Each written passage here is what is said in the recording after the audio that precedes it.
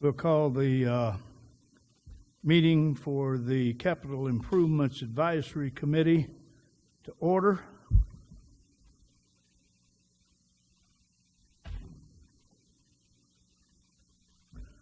First order of business under the Capital Improvements Advisory Committee meeting is a public hearing. Before we can hold a public hearing, for all of you who are here and you were present, this public hearing was tabled at a previous meeting, so we need to untable this meeting, this item, in order to continue. Mr. Chairman, I make a motion that we untable the Second. yes. All right, we have a moval by Mr. Outlaw and a second by Mr. Greenwald to untable item 2A. Any discussion? Then I'll call for a vote. Aye. Aye. Aye. Aye. Aye. All right, we've untabled this item. Now I will deal with the item. Public hearing 2A, tabled at the 24th meeting, has now been untabled, and it is hold a public hearing, consider and file the semi-annual report relating to progress of the city on achieving the capital improvements program and identifying any problems in implementing the plans or administering the capital recovery fees. Staff, who's going to talk? Good evening. Sorry I was out last time sick. My name is James Walters. I'm the finance director for the city. Last time I was, there were some questions on a couple of numbers that didn't add up right.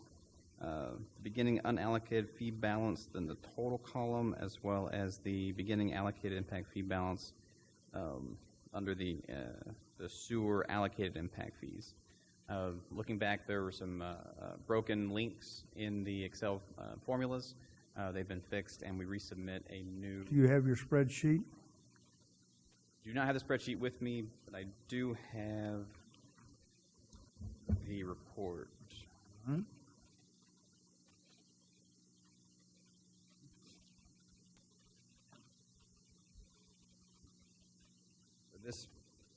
This item here was not adding up those two numbers.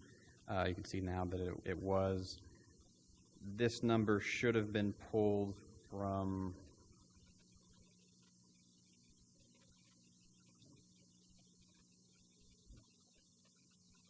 these items here, and then the bottom 193,643 should match here, the ending allocated balance.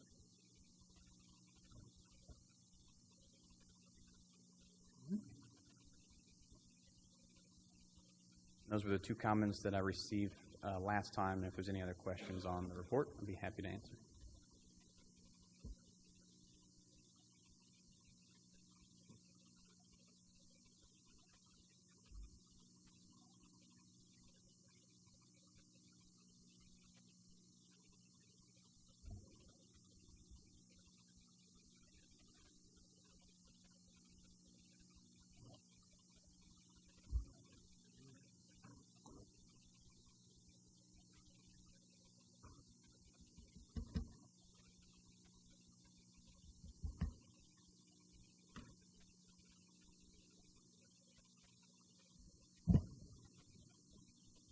I have a question. Do you know the timeline for the just a second. Excuse me, point of Timeline order, for the Mr. Chairman. capital improvement, the rewrite of the capital improvement plan? Excuse me, Mr. Chairman. The normal procedure for the public hearing is for staff to present and then open it for public comment prior to comments from the commissioners. You're correct. I forgot that this is a public hearing, even though I sat there and read it. All right, let's do it. All right, at 6:02, we will open the public hearing for anybody that would like to comment or question this presentation. All right, seeing nobody present that wants to do that, I will close said public hearing and will bring it up to the diocese. Anybody on the diocese got a question? Go ahead, Richard. I'm sorry you interrupted. No, you're proper. All right. No, that's I missed fine. it. We both missed it, I guess. Timeline for the $500,000 capital plan update. Do we know? We have it budgeted, and we should be starting to look at firms this coming summer. Summer and I don't know if he's conferring. You guys conferring back there? Bryce, we all talking about this?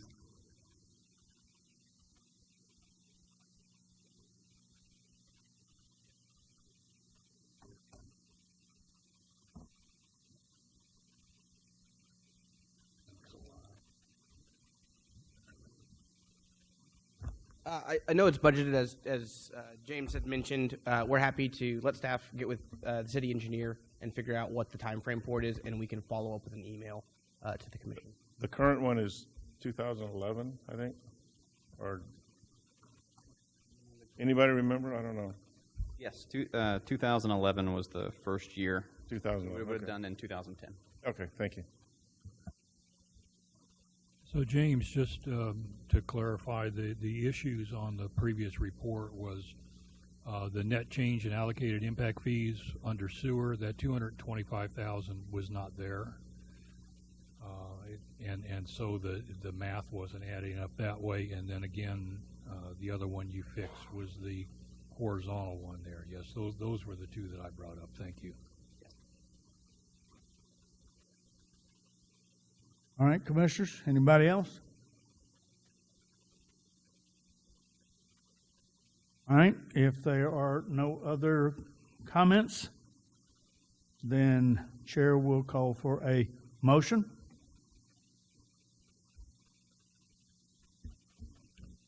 Mr. Chairman, I make a motion that the committee approve the capital recovery impact fee report for the period October 1, 2018 to March 31, 2019.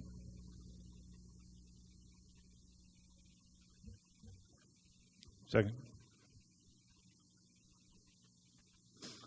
All right, we have a motion to approve the April 24, 2019 CACI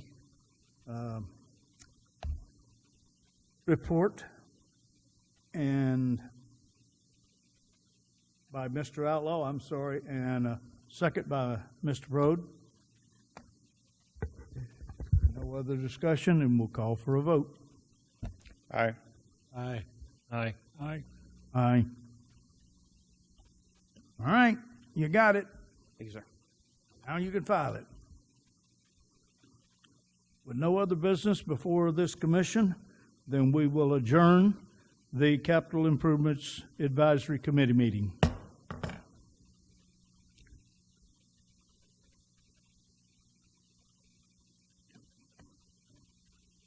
And we'll call to order the regular Wednesday Schertz Planning and Zoning Commission meeting for May 8, 2019. First order of business will be the hearing of residents. I have one person who has signed up. Looks like Mr. Sullivan, and I believe you have something you'd like to say. Good evening, Commissioners. I just wanted to provide some comments on the short-term, mid-term rental issue. I know you guys had talked about it a few times, and I just had some things I wanted to add into the conversation. It was a little difficult to think about, but from a neighbor perspective, these are definitely businesses coming in, and they're different than a single-family residential rental. And they're even different from like neighborhood services that you would have where they're providing a service to the neighbors. They're actually more profiting at the expense of the neighbors in most cases, it seems.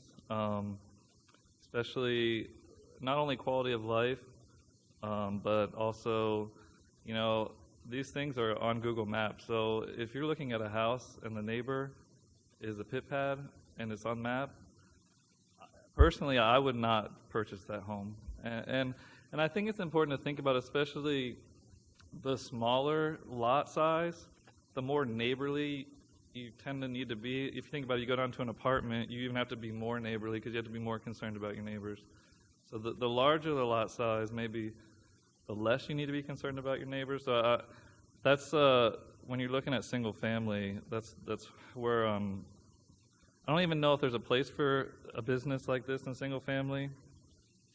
But if there were, maybe the larger lots, but then, you know, you don't expect that kind of thing out there. So I don't know if it becomes profitable at that point. But I also think it's unfair to the hotel industry because they are, I mean, they're probably taking away from not only hotel taxes, but increased hotels in the area. So those two things are probably the big points. And when I look at it as a business, I think because they have multiple leases concurrently in a single family home, that's different than a single lease in a home. So I did like what I saw that New Braunfels had done, where they said, okay, if you're going to do this, one parking space needs to be designated per sleeping area. And that seems to be one of the biggest issues the neighbors have, is that our streets are not wide and they're not designed to have cars on both sides at all times. So when you always have cars on both sides, it's a conflict point. It's a safety hazard, especially for children. And anyone going in between those cars, like a one-lane street at that point. And if it's always like that, it's not really the way it was designed. And so that's where I see that. I think that was my points. That's about it. Thank you. All right, thank you, sir. We will keep those in mind when we get to that item. See anybody else in the audience that wishes to speak at this time? If not, then we'll move on to item 3A, the consent agenda. And that would be minutes for the April 24th, 2019 regular meeting. Commissioners, anybody got any objections, changes, additions, complaints? Mr. Chairman, make a motion we approve the consent agenda as presented. Second. All right. Go ahead, please. Second. Okay. We have a motion and a second to approve the April 24th, 2019 regular meetings.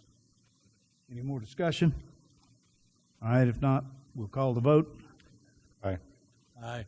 Aye. Aye. Aye. All right, motion is approved. We got them, or they got them. Go to item number 4, items for individual consideration. Item A is WA 2019-001. Consider and act upon a request for approval of a waiver regarding on-site sewage facilities for the DG subdivision addition to the DG Schertz addition subdivision, an approximate 4.5 acre tract of land generally located on the northwest corner of FM 1518 and Schaefer Road, City of Schertz, Bexar County, Texas. All right, good evening. So this is a waiver to UC Section 2115.3 to install a privately owned on-site sewage facility associated with the next item, preliminary plat for the same property. So just to get your bearings here, this is the subject property outlined in green. This is FM 1518, and this is Schaefer Road.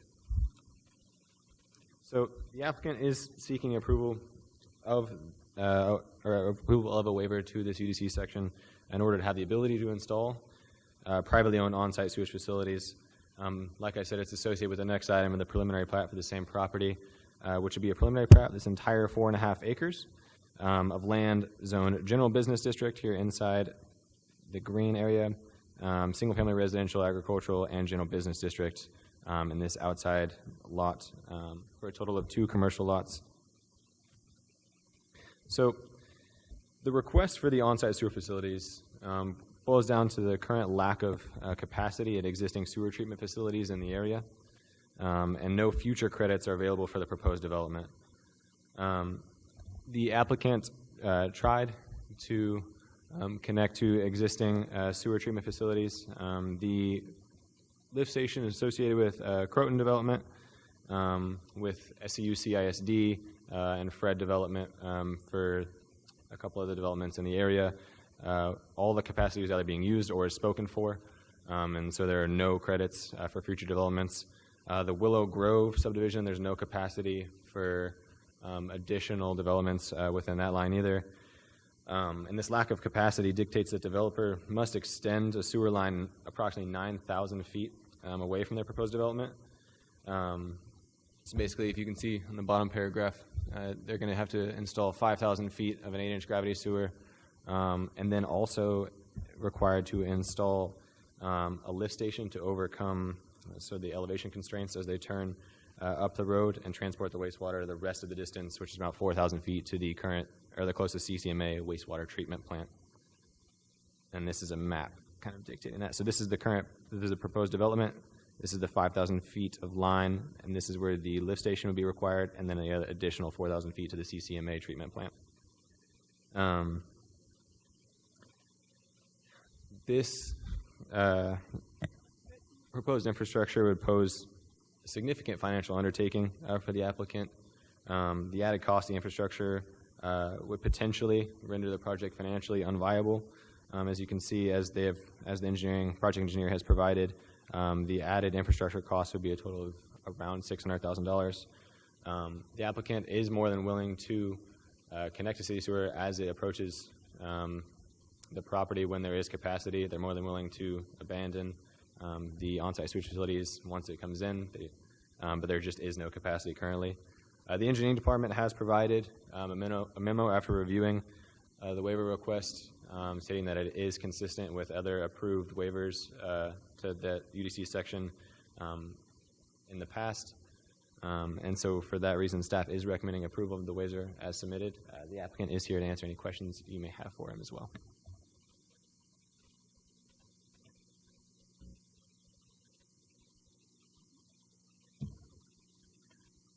All right, commissioners? I have a question, and then more of a comment, and more for discussion than anything else. Yes, sir. So I'm not sure on the map where the breakpoint is for what has to go to the current plant and what will flow to the new plant. Do you have any idea where this property is in relation to that? The current breakpoint for this CCMA plant and the future CCMA plant, is that what you're talking about? The south plant? In other words, you know, we're getting ready to run that, to put that sewer main into the new plant, and I'm just curious as to whether this property is in a location that could flow to that, or whether it sits on the wrong side of the hill and has to go to the old plant. That's the question. Yeah, so Larry from our engineering department's here. Could probably give you a better answer than I can, so I'm going to let him answer you that one.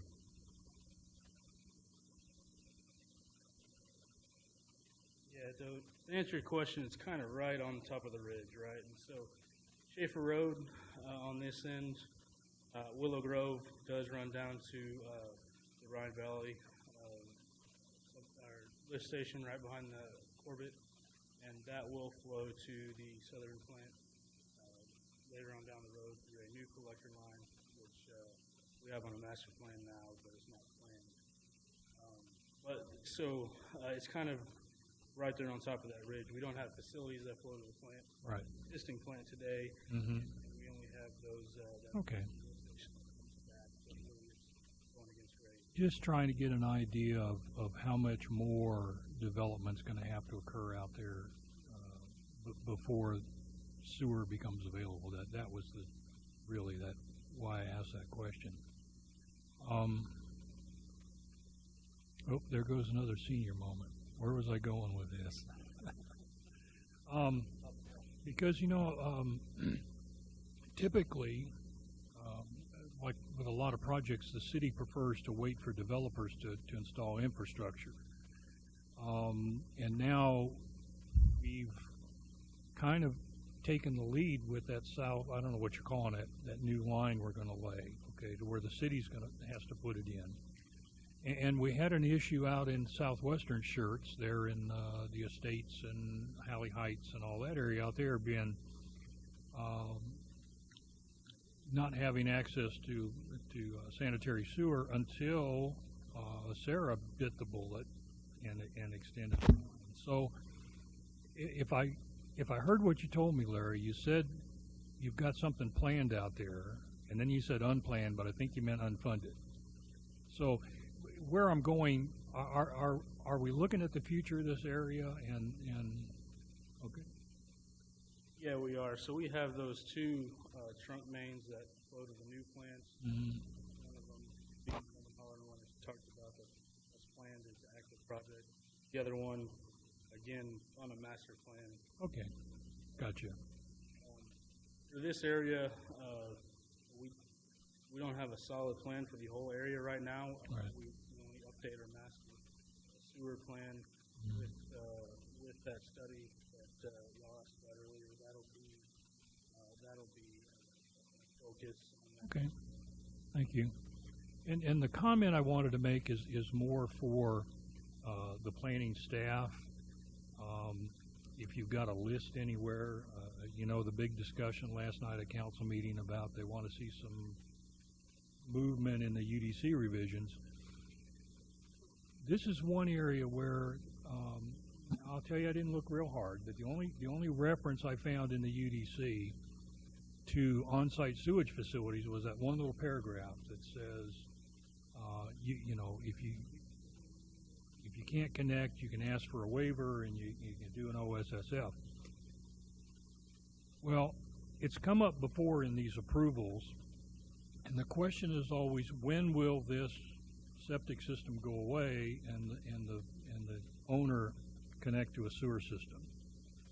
Well, the answer is always, and kind of like tonight, when sewer is available. Well, but there's nothing in the code that says anything about that. You know, I couldn't find anything that puts an end date on these waivers. That you know, if 5 years from now we run a sewer line right down 1518 past the front of this property, I don't see any requirement in the UDC that they cease using that septic and connect to the city sewer. So what I'm suggesting you put on your list is at least to look at that and consider it. Okay, unless we already have a requirement somewhere. Okay. All right, I'll try to navigate this best I can. So there is a requirement to connect upon septic failure when sewer is available. It is not in the UDC. It is in the Code of Ordinances, and I don't remember exactly which section it is in water and wastewater. Okay. 78, and I can't remember exactly what it says. All right. Probably is worth a freshen up. No, well, that's realistically, the enforcement would be, I think, kind of our internal policy on enforcement is when the septic hits failure. Okay. Most places, especially commercial businesses as well, are much more likely to want to connect to public sewer than rebuild a septic due to just sheer cost and expense. Well, to make things a little easier to navigate, and again, this is just for you to think, you know, don't expect you to jump on it right now, but since you know, if you're keeping a list, maybe a reference or a link or something that would, people like me can, I focus on that paragraph and I see, oh yeah, well then I go over, you know, just something for you to think about. Okay? Yes, and then also in regard to the waiver, while we colloquially refer to them as septic waivers, it's actually a waiver to not require this subdivision to connect to public sewer as a function of platting. So it doesn't grant them an outright ability to have a septic system. It just forces them to not have to build sewer line and infrastructure with this plat. They still have to receive a permit through Bexar County, and then in theory, when sewer gets there, a permit from Bexar County wouldn't be reissued because they would be required to connect.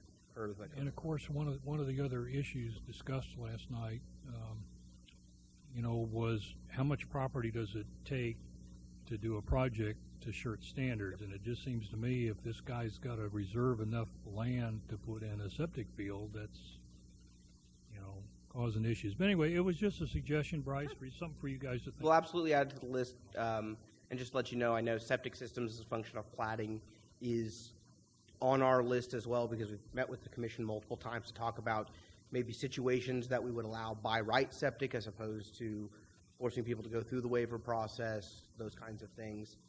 So that is on the list.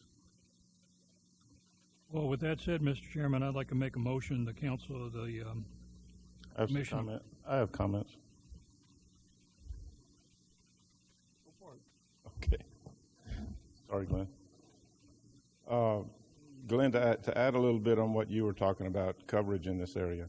Can you blow up the map a little bit? Can you move out a little bit? This is a screenshot of that. Do you want me to move out? My picture's bigger, so I don't know which one you have. Do you want me to go to the other map? This one? That'll work. So from Schaefer Road and 1518 east to the Randolph Fire Training area, there is no sewer service, and there is no plan to put sewer service until the new capital plan comes out, whenever that's going to be. So whenever the $500,000 capital plan comes out, that's the only time that this can be included in the service area, because it's not right now, as far as planning for sewer service. Just want to make some corrections for the record here. On the public improvements section, it says the system will be regulated by Guadalupe County. I think you meant to say Bear County. Bear County. Thank you. In the staff analysis, we're talking about the request for on-site sewer facilities is due to the lack of current capacity at existing sewer treatment facilities. That's a false statement. There's plenty of capacity for sewer treatment. There is no capacity for collection or conveyance. So it's not a treatment capacity issue. There's plenty of capacity at OJR, and there will be at the new South plant. So we're dealing with an issue of we can't collect it or convey it because of some ancient agreement with the Corbett lift station. And one more in Mr. Novak's letter. He says the similar thing. There's no sanitary sewer facilities in the area. Well, there are facilities in the area. This developer just can't get access or use them. No available sanitary sewer facilities.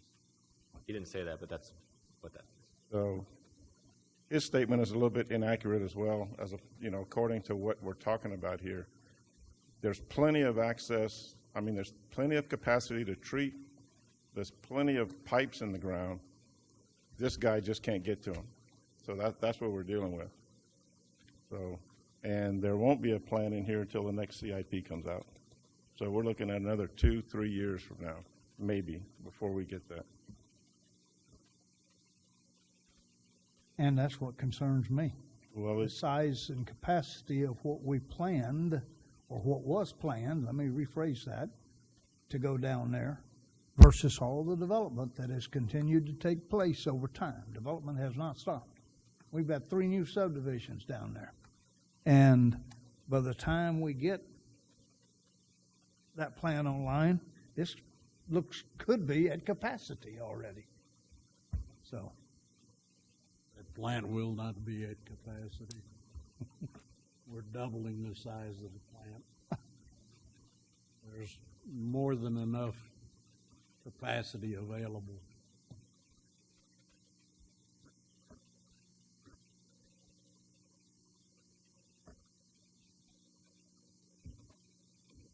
Well, may I ask one more question that just popped into my little head? Speak up, please. Well, when we approve this waiver for connection to sanitary sewer and allow them to go with a septic system, do we still collect sewer impact fees from the project? No, we don't. We collect sewer impact fees at time of tap. So it'll be, it is assessed with the plat, and then it is collected at time of actual connection. Okay, thank you. Just curious. Good question. Good question. Anybody else? So, Mr. Chairman, I'd like to make a motion that we approve WA 2019-001 for a waiver regarding on-site sewage facilities. Second. All right, we have a motion by Mr. Outlaw, a second by Mr. Greenwald to approve WA 2019-001 waiver regarding on-site sewage. Any further discussion? Not, we'll call a vote. Aye. Aye. Aye. Aye. Aye. It carries. We will move now to item 4B. PC 2019-005. Consider and act upon a request for approval of a preliminary plat of the DG Schertz Addition subdivision, an approximately 4.5 acre tract of land generally located at the northwest corner of FM 1518 and Schaefer Road, City of Schertz, Bexar County, Texas. All right, so this is the preliminary plat associated with the waiver that you guys just approved. Again, just for your reference, this is subject property here, 1518 and Schaefer. The applicant is proposing to preliminary plat approximately 4.5 total acres of land into 2 commercial lots in order to develop a commercial retail store on Block 1. Lot 1, Block 1 here is a 1.5 acre tract of land zoned neighborhood services. And Lot 2, Block 1 here is an approximately 3 acre tract of land zoned single-family residential, agricultural, and general business. The proposed lots both have frontage onto 1518 and Schaefer. However, the site will only be allowed to have an access point off Schaefer. TxDOT did not allow an access point off of 1518. There's also this hatched area is the proposed joint use access easement that connects the 2 lots, which will allow for cross-site access for the future commercial developments.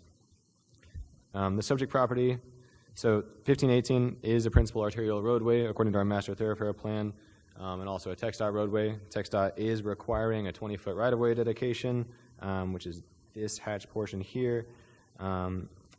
Schaefer Road is a residential collector according to the Schertz master thoroughfare plan, and the applicant is dedicating their half of the necessary right-of-way for Schaefer Road, which will allow the roadway to eventually be improved to the required 70-foot residential collector right-of-way section, as detailed by the Schertz master thoroughfare plan.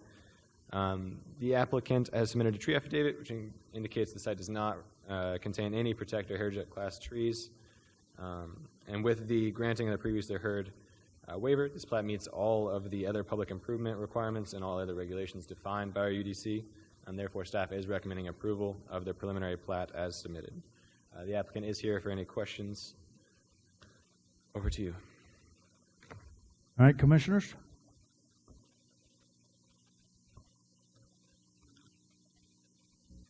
No, sir. My question was anticipated and answered. Thank you. What was that? My question was anticipated and answered. Perfect.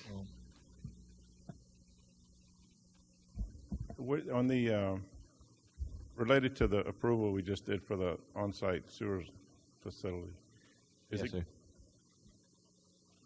does it have to be on Lot 1 or can it be on Lot 2? The waiver is for the entire subdivision, for both of the lots. So it's the whole thing? Okay, thank you.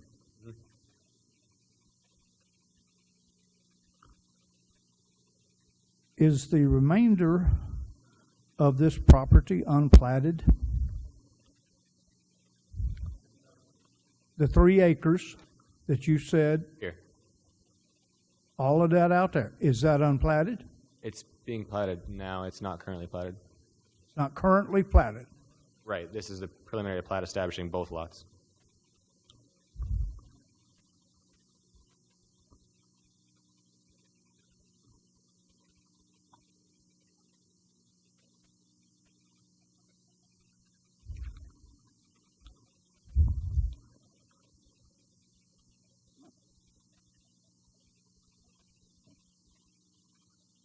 I apologize. I know on the TV screen it's a little zoomed out. It's a little better view on your packets. I know your iPad wasn't working though, Mr. Greenwald.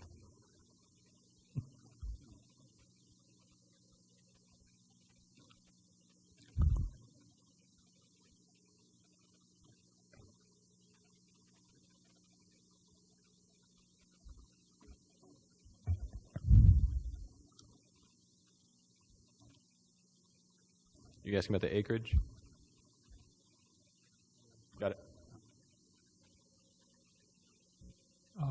I think, Mr. Chairman, part of maybe the confusion is that big L-shaped lot 2. It might help if we had the zoning overlay. The front part of a certain amount of that front part on 1518 is general business, Yeah, so right about and then the here. back part of it is the RA. And This is zoned general business, this portion right here, and the rest of it is zoned residential agricultural, and then lot 1 is zoned neighborhood services, which zone change was approved a few months ago.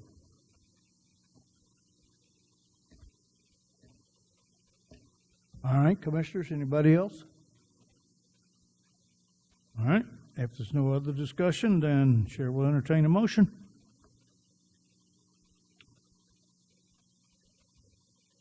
Mr. Chair, I make a motion, we approve preliminary plat on EC 2019-005.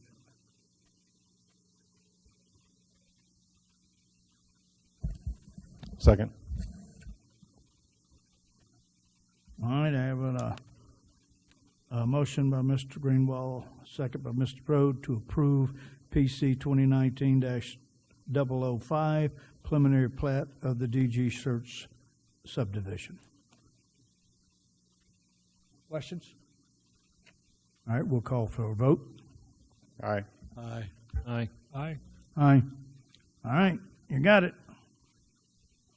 We'll move to item 4C, PC 2018-042. Consider and act upon a request for approval of a master development plan for the Royal Manufacturing Subdivision, an approximately 184-acre tract of land generally located on the west side of the intersection of Door Lane and Bell North Drive, City of Schertz, Comal County, Texas. I know, a mouthful. So this is the master plan for the Royal Manufacturing Subdivision. Just for your reference real quick, the subject property here is outlined in green. We are in North Schertz. This is the city limit boundary right here, right along the edge of the property. This is the city San Antonio ETJ. Selma's down here.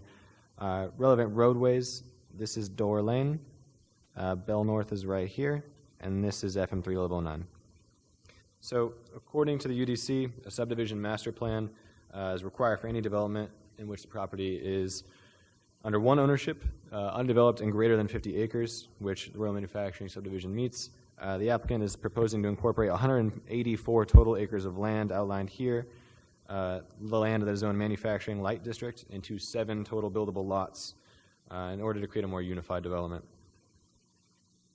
So the proposed 14-acre Lot 2, Block 1 here, and I have a zoomed-in version, don't worry.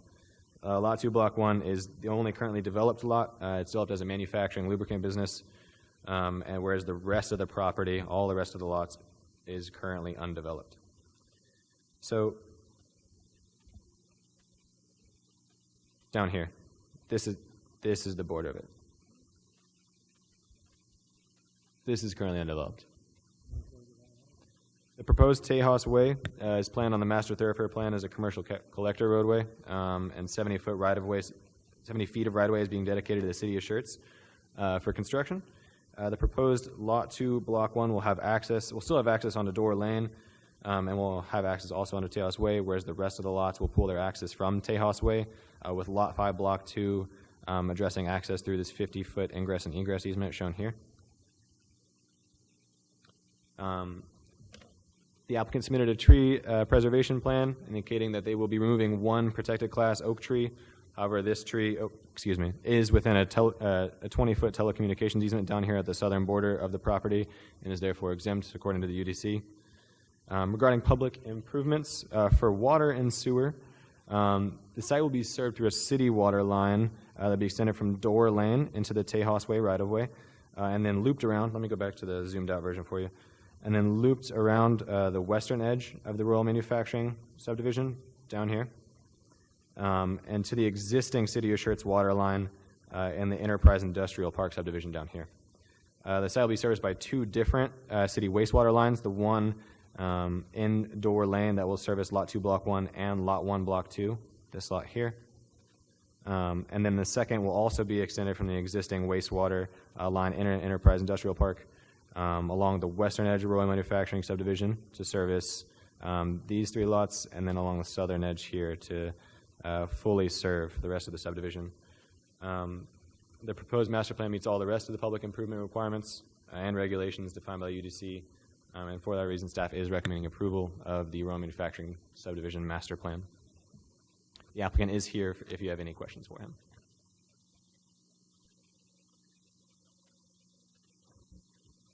Do they intend to deal with each of these lots individually in terms of its requirements in the UDC, or are you trying to develop this thing as like a PUD? So they'll be doing each lot individually. All lots will have to conform with the specific requirements in the UDC, whether it regards to lot dimensions and then the site plan process. This is just a master plan. It's not part of a planned development district, if that's what you're asking. It's just greater than 50 acres. All this is under one ownership party, and this is currently undeveloped. So that's why they're going through the master plan process.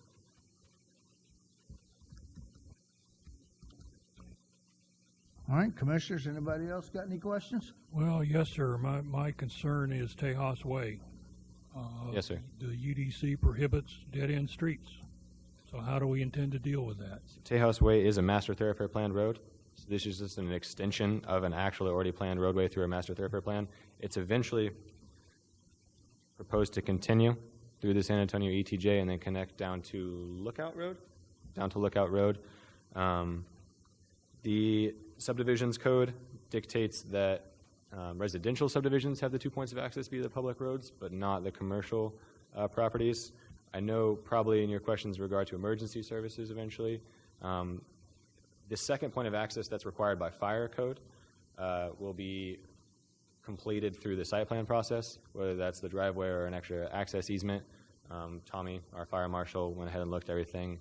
And the one thing we had them add here was the hammerhead turnaround for fire apparatus access that's in an access easement. Again, the same issues I raised at our last meeting are that we seemed, and quite honestly, I looked at the master thoroughfare plan. You're absolutely right. It's there as a dead-end street, which is absolutely prohibited by the Unified Development Code. So here, once again, we're going to pick and choose which pieces of the UDC we apply to who, okay? We can't put the extension of the roadway on this plat into an area that's not actually within our city. We don't have the authority to plat that at all. It is planned to extend down through the San Antonio, the land that is currently in the San Antonio ETJ and down to Lookout Road. But we can't not get this road as this property develops. Not even under our control. We may never see an extension of Tejas Way. So why don't we redesign this master plan with 2 roadways in it? Okay? When we look at running master thoroughfare plan, as the commission may remember, which was not too long ago, that we ran updates, traffic does not stop at our corporate limits, right? So roads, I-35 is a great example, exists through dozens, if not hundreds, of municipalities as it continues through even multiple states. So roads don't just stop. When we put together our master thoroughfare plan, there were no roads that are on there that just dead end. All of the roads that project into our city limits continue on to other cities' master thoroughfare plans. And as you remember, consultant Friesen Nichols even got with all of the other surrounding cities and their planning departments and worked through their master thoroughfare plans as well to make sure that we have roads that connect into other cities and that we don't create dead-end connections, things like that. And so all of those roads that stop, Homestead Parkway is going to be a great example of this, right? So Homestead Parkway hits the Selma City Church limit and just stops. I don't have control over what Cibolo chooses to approve or not approve, other than the fact that I know that Cibolo's master thoroughfare plan says Homestead Parkway is going to continue all the way back to Green Valley Road. Okay. I can't make Cibolo do that. But what we make when we create these plans is we don't create them in a vacuum, because it would be far too expensive for any city to continuously loop all of their roads. I understand that, Bryce, and if we were talking with, if this abutted the city of Selma, I'd feel a lot more confident than it's a city of San Antonio EDJ. I know how well you guys work with the other cities. Homestead's the wrong example because Homestead Parkway is not the only access to that subdivision. We made sure they had access through Northcliff, through whatever that northern part of Northcliff is. So Homestead Parkway is not the only way in and out of that subdivision. Tejas Way, according to this master plan, is going to be the only way in or out of this subdivision. Possibly. So the flip side of that, well, public access for sure.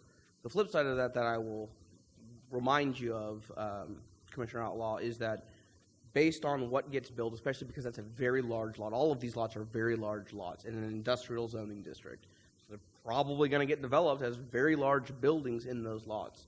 Once I hit a certain size, and I can't remember what it is, fire code now requires a second point of access to that property, or it doesn't develop. And while that access point is not required to be a public street built to our specifications, there are specifications about how it has to be built, and it can be a private access.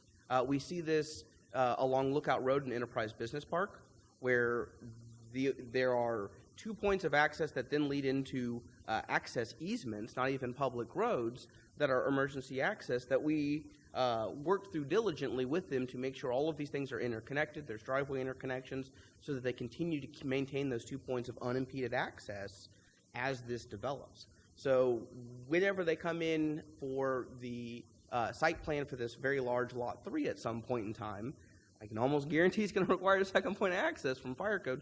They'll have to figure that out, whether that's working with the owner of the existing Royal Manufacturing building to say, hey, can I build a slip access road along the edge of your property to provide the second point of access that's now gated by a Knox box, things like that, that do limit access, do limit traffic in that regard, but still provide for emergency connectivity. Because they'll have to meet all of those fire code requirements as we get into this, and you know, the fire marshals of the city of Schertz have led and have followed in your example and are very strict about what they would consider as access points. You know, even an extra wide road, they're typically not going to consider as 2 points of access, and are going to force that issue. And that's part of it, Bryce. But really, the angst I have with this whole project is the UDC says you can't build a dead-end street. Yeah. So we don't consider this a dead-end street because it is projected into the future. The same as all of the small, because there is a reference about stub projections.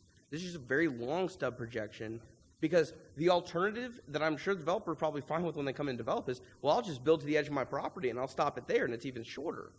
Well, our issue is we want a full roadway, and they have a responsibility and obligation to build that. Well, can I assume that the City of San Antonio Master Thoroughfare Plan includes a road running across this property? Yeah, connecting into where this is, and that's part of why we have that, is to be able to access that roadway. Otherwise, if it was never a Master Thoroughfare Plan road and they were looking to develop it as it doesn't even have frontage on Dora Lane, they would have to come in and they'd have to figure that out, and most likely it'd end up in a really big looped road or something like that that meets fire requirements. Well, see, part of this, again, goes back to last night's discussion and what Mr. James was saying. I'm sorry, this is us. The developer has come to us with this plan and says, this is the way I want to do it, and our rules say you can't do it this way, but we're going to let him do it anyway. So our rules do say that you can do it this way, because this is not a dead-end street. Because to that same argument, then we would never allow cul-de-sacs. Every cul-de-sac is a dead-end street. No, a cul-de-sac is a cul-de-sac, and it's limited to 500 feet. Sure. Okay? How long is this dead-end road? Well, it's because it's going to be dead-end until the day somebody connects from the other end. Okay? You can stand there and call it whatever you want. It's a dead-end street. Mm-hmm. Okay? Again, going back to the discussion last night, you know,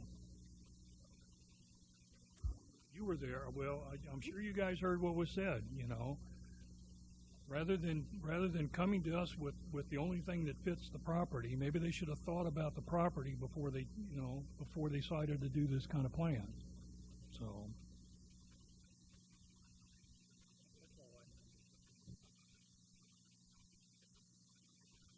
Do you know where the San Antonio extension is going to be? Because this is surrounded by a creek and 2 railroad tracks. Do you have any idea where it's going to go on the master thoroughfare plan? I don't remember exactly. I think it is proposed to bend and go down Lookout, where there's already existing crossings. There's some existing private crossings across the railroad track in the San Antonio ETJ section. There are 2 existing crossings already. Hold on a moment. Please state your name and where you're from. My name is Emiliano Guerrero. I'm with Titan Development. We are the owners of the property. Thank you. We work very closely with the city on this project. And in fact, this section here is currently we're trying to get it annexed into Schertz.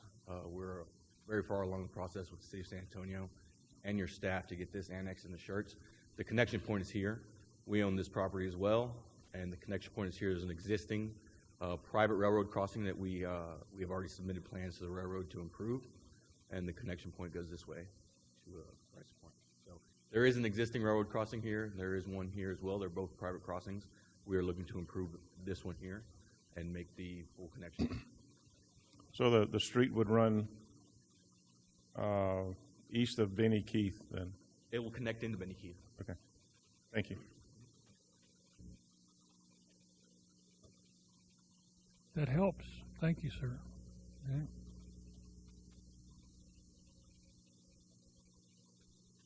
So how's the annexation looking? I mean, you know, you guys are working it.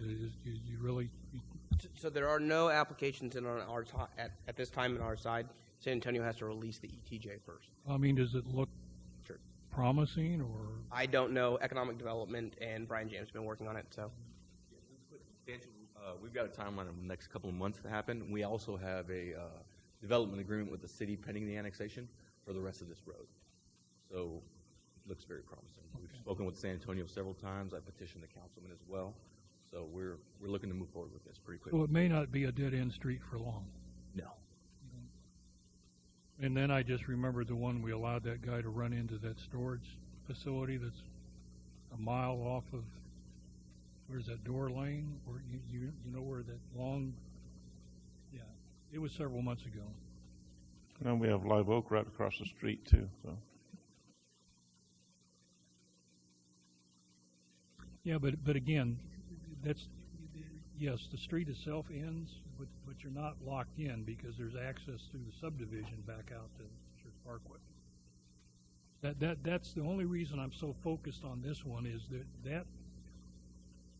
that road, that proposed road on this plat or this master plan is the only road shown. Now, given that what the gentleman from Titan has added to the discussion, and knowing that they pretty much, you know, they seem to have a going thing up there, it instills some confidence in my mind that it won't stay that way very long.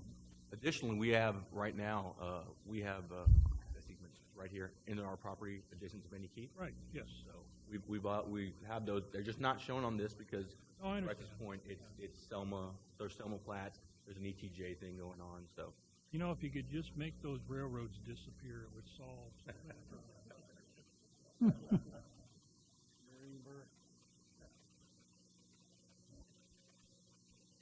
Again, thank you. Yeah. All right, anybody else? All right, commissioners, no other comments. Then Chair will entertain our motions.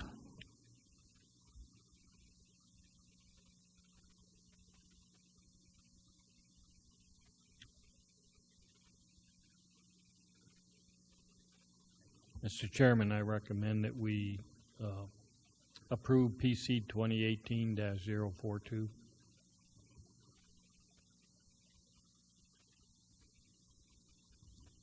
I'll second that motion.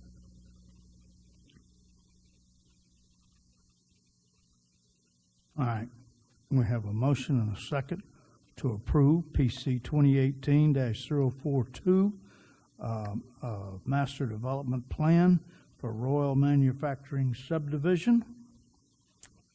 Any comments, concerns? Yeah, I want my paper copies back, but that's all right.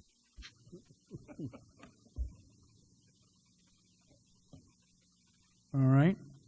We'll charge somebody out there with it. All right, let's call the vote, please. Aye. Aye. Aye. Aye. Aye. All right, motion carries. You got it. Now we'll move to item 4D. PC 2019-059. Consider and act upon a request for approval of a replat of the Royal Manufacturing Subdivision, Lot 1, Block 1, an approximately 14-acre tract of land located at 9998 Dora Lane, and the adjacent approximate 84-acre tract of unplatted land generally located on the west side of the intersection of Dora Lane and Bell North Drive, City of Schertz, Comal County, Texas. Staff. Okay, so this is a replat for the property you just saw in master plans. Again, just to get you reference, this is Dora Lane, Bell North, and 3009. The applicant is proposing to replat the currently platted Royal Manufacturing Subdivision Lot 1, Block 1, which exists right here as the manufacturing lubricant business. The purpose of this replat is to develop the unplatted land adjacent to the Royal Manufacturing Subdivision Lot 1, Block 1, in which it would establish. Sorry, I'm going to go back to the master plan because it's easier to see on one sheet if that's okay with you. The replat's on 3 different sheets, and I think it'd be a little tough to see. So back to the master plan. The lots that this replat is establishing is Lot 3, Block 1, this 74-acre buildable lot. Lot 2, Block 1, roughly where the existing Lot 1, Block 1 is, the 14-acre buildable lot. And then Lot 1, Block 2 here, this lot, around 4 acres of a buildable lot, and the Tejas Way right-of-way. Going through the replat, because of the existing Royal Manufacturing Subdivision Lot 1, Block 1, land from that. Hold a minute. Which one of these is Lot 1, Block 1? Because it doesn't appear. So that's the currently platted lot that exists right here. So when we replat, we can't have any lots with the same numbers. That's why this is now going to be shown as Lot 2, Block 1. Thank you. No problem. Also, the reason we're replatting instead of going through the preliminary and final plat process is part of the land from this original Lot 1, Block 1 is being used for this Tejas Way right-of-way. And so you could replat into an existing subdivision, and they're establishing in that replat these 3 lots and the right-of-way. The proposed replat meets all of the Schertz public improvement requirements as you had seen, and the UDC regulations, and therefore staff is recommending approval. Let me go back to the actual.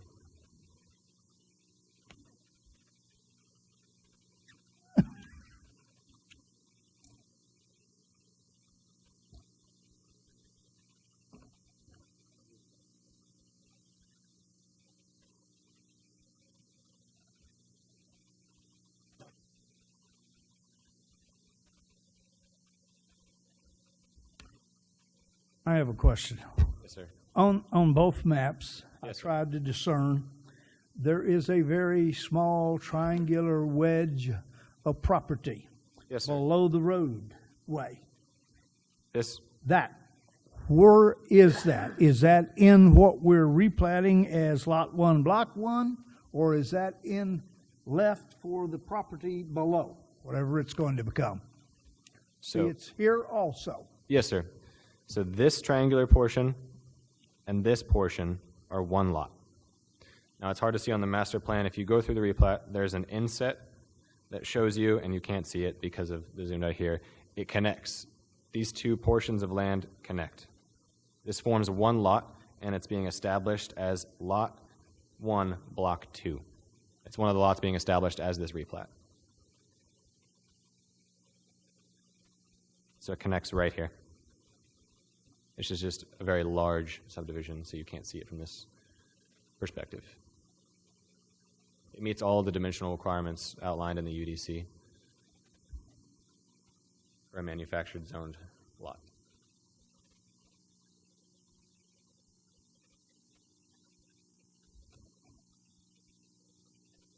What's the intent of the small strip on the? I will let our applicant speak to the intent of the lot. Okay. So obviously, this is an odd-shaped section because of the land we're acquiring here. You've got the gas line here as well, so we're limited in this region. We were able to utilize this as a detention pond. We're creating a POA. We're going to hand this over as a detention pond, and we're going to use this to put our monument here. And since it came out as an odd shape, we kept it, the whole thing. So we'll do a monument and some landscaping here, and that's the goal. That's the intent of this. This is a design detention pond. It's been approved. We've got all the plans that have been submitted and approved, as mentioned. So we've got the pond here, which captures all the water coming off, all the runoff coming off the proposed street. So that's the intent of this lot. The reason it must remain a buildable lot is to be able to put a sign on a lot. It has to be a buildable lot.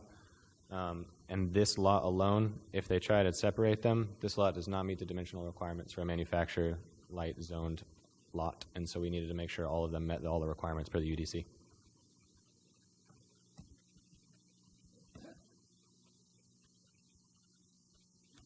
All right, commissioners. Anybody got anything else?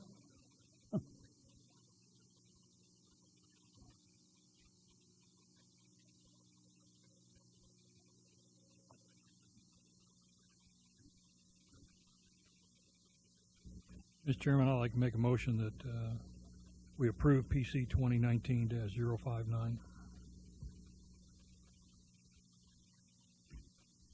Second. You guys are fast. I'm still reading. Okay. So I have an approval by, I have a motion by Mr. Outlaw and a second by Mr. Greenwald to approve PC 2019-059, a replat of the Royal Manufacturing Subdivision, Lot 1, Block 1. Questions? All right. If not, we'll call the motion. A vote? Aye. Aye. Aye. Aye. Aye. Got that one too. Good luck. All right.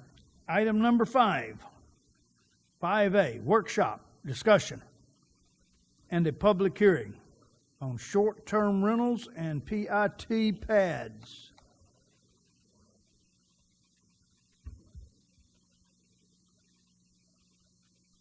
While this is going, I'm sorry.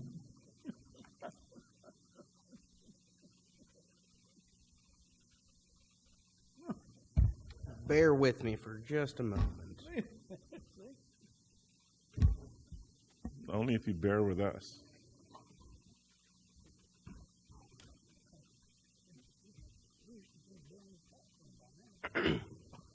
Since this item is a public hearing, I'd rather us work this a little bit more as a discussion and back and forth. So, with the chair's permission, if we open the public hearing and leave it open so that Mr. Sullivan can come join me in any conversation that he has on this as well, or anyone else, any other interested parties that show up during this item, and we can just kind of have a discussion as we go, as opposed to a presentation and then response. You really want it open for the whole thing? Absolutely. All right. You just opened a public hearing, 7:04. So if you have anything, John, feel free to come raise your hand or nudge me, and I'll scoot over and let you have your say. So I first want to start off on this just to recap our last presentation back in March. So real quick, what are pit pads? What are short-term rentals? So pit pads, our UDC doesn't really cover about what they are to include a definition. What staff has defined them as rentals that are typically greater than a month, so greater than really 30 days, but less than 6 months to an occupant or occupants, typically in a residential dwelling, so traditional home. That home may or may not be owner-occupied. While a short-term rental is a little different, also we don't have a definition in our UDC for this, but staff defines as rentals that are for periods of less than 30 consecutive days to occupant or occupants, typically in a residential dwelling as well, that may or may not be owner-occupied. They are required also to pay hotel occupancy tax, and I will exclude from this definition bed and breakfast, hotel, motel, and those kinds of lodging facilities that we already described in detail in our UDC. So this short-term rental is the vacation rentals, the VRBOs, Airbnb, HomeAway, the kind of things that you book on typically online. So quick comparison, short-term rental less than 30 days, midterm rental greater than 30 days, both can be owner-occupied, and then the short-term rental is required to pay hotel occupancy tax. Some of the impact concerns from the public, which has spoken on this, and part of your packet was a series of minutes from various city council meetings, as well as a sheet that had hyperlinks to city council videos that hopefully started exactly at the citizen comments for those sections. But they include the amount of people. There's too many people that are staying in these things. They're noisy. There's extra vehicles parked on the road. People are parking and blocking driveways or sidewalks, trash and debris, and then all of that decreases property values. So some new information for y'all. The Planning and Zoning Commission asked, as well as Brian kind of helped out last time in identifying some things that may be helpful in this discussion. So also included in your packets, in addition to the resident comments, was an executive summary of the City of Fredericksburg and City of New Braunfels and their ordinances and how they treat short-term rentals. I want to be very clear that all of that stuff that I provided you, the pit pad midterm rental, is not included. In fact, most places, as we talk to them, are like, wait, what's that? That sounds like a boarding house. We don't have any of that. And this item is rather isolated to the specifically Air Force-based communities that, again, in staff's conversation with them, folks have not started dealing with this or creating regulations to deal with it. So just to go over the regulations from other cities real quick, New Braunfels, which you may have heard also in some of the citizen commentary to City Council about why don't we just adopt New Braunfels ordinance. So New Braunfels does require a permit for their short-term rentals. And they also, with that, comes with a yearly life safety inspection of the premise. And they have some specific requirements that they've also adopted in their ordinance that you might have seen about life safety that requires additional items such as evacuation plans being posted on bedroom doors, fire extinguishers, I believe posted in certain places and kind of out in the open, as opposed to most folks who have fire extinguishers under the kitchen sink or something like that, so it's a little more accessible. Smoke detectors, carbon monoxide detectors in working order, things that you typically want to see in a rental unit anyways, that Texas Rental Code requires of a lot of property rental, kind of as is. They do prohibit short-term rentals in residential subdivisions, residential zoning districts. That is very correct. You have, I'm sure, if y'all listened to the citizen comments, that is repeated over and over and over. We need to, do what New Braunfels did and don't let those in neighborhoods. The flip side that is not mentioned in that I do want to make y'all very aware of is New Braunfels, like a number of other cities, allows one-family dwellings as a by right use in just about every zoning district. I would say everyone, but I haven't looked through in all of their PDDs and plan development, so I don't want to say everything, but they're run-of-the-mill commercial districts, highway districts, manufacturing districts, all permit one-family dwellings. So you could have a lot in New Braunfels that's a zone manufacturing, and you could build a single-family house there, and you'd have every right to do that. In the city of Schertz, you can't. You can only build single-family dwellings in our residential zoning districts.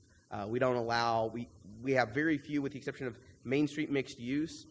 There aren't any true mixture use districts where I allow one-family dwellings and commercial operations to exist at the same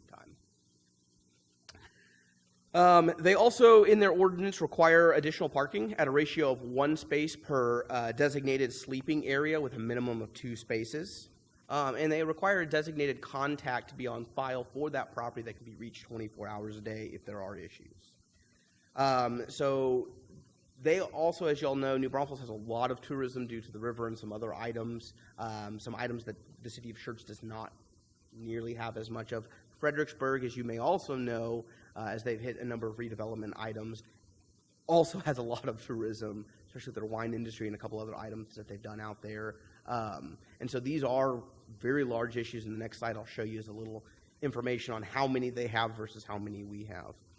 So Fredericksburg has taken a little bit different approach to this. And so part of in the city of New Braunfels, as I was visiting with their staff, the issues that they have, and they were one of the first cities in Texas to create an ordinance on short-term rentals, was that they had all of these things popping up in a bunch of neighborhoods especially around the river and kind of some touristy areas that are traditional single-family neighborhoods, that was having a humongous impact. Some of the studies I've read on short-term rentals also talk about how these work in proximity to single-family residential. At times they can bring property values up if there's not a whole bunch of them in a neighborhood, but they can also completely tank values if, you know, on my block of 8 houses, 5 of the houses are short-term rentals.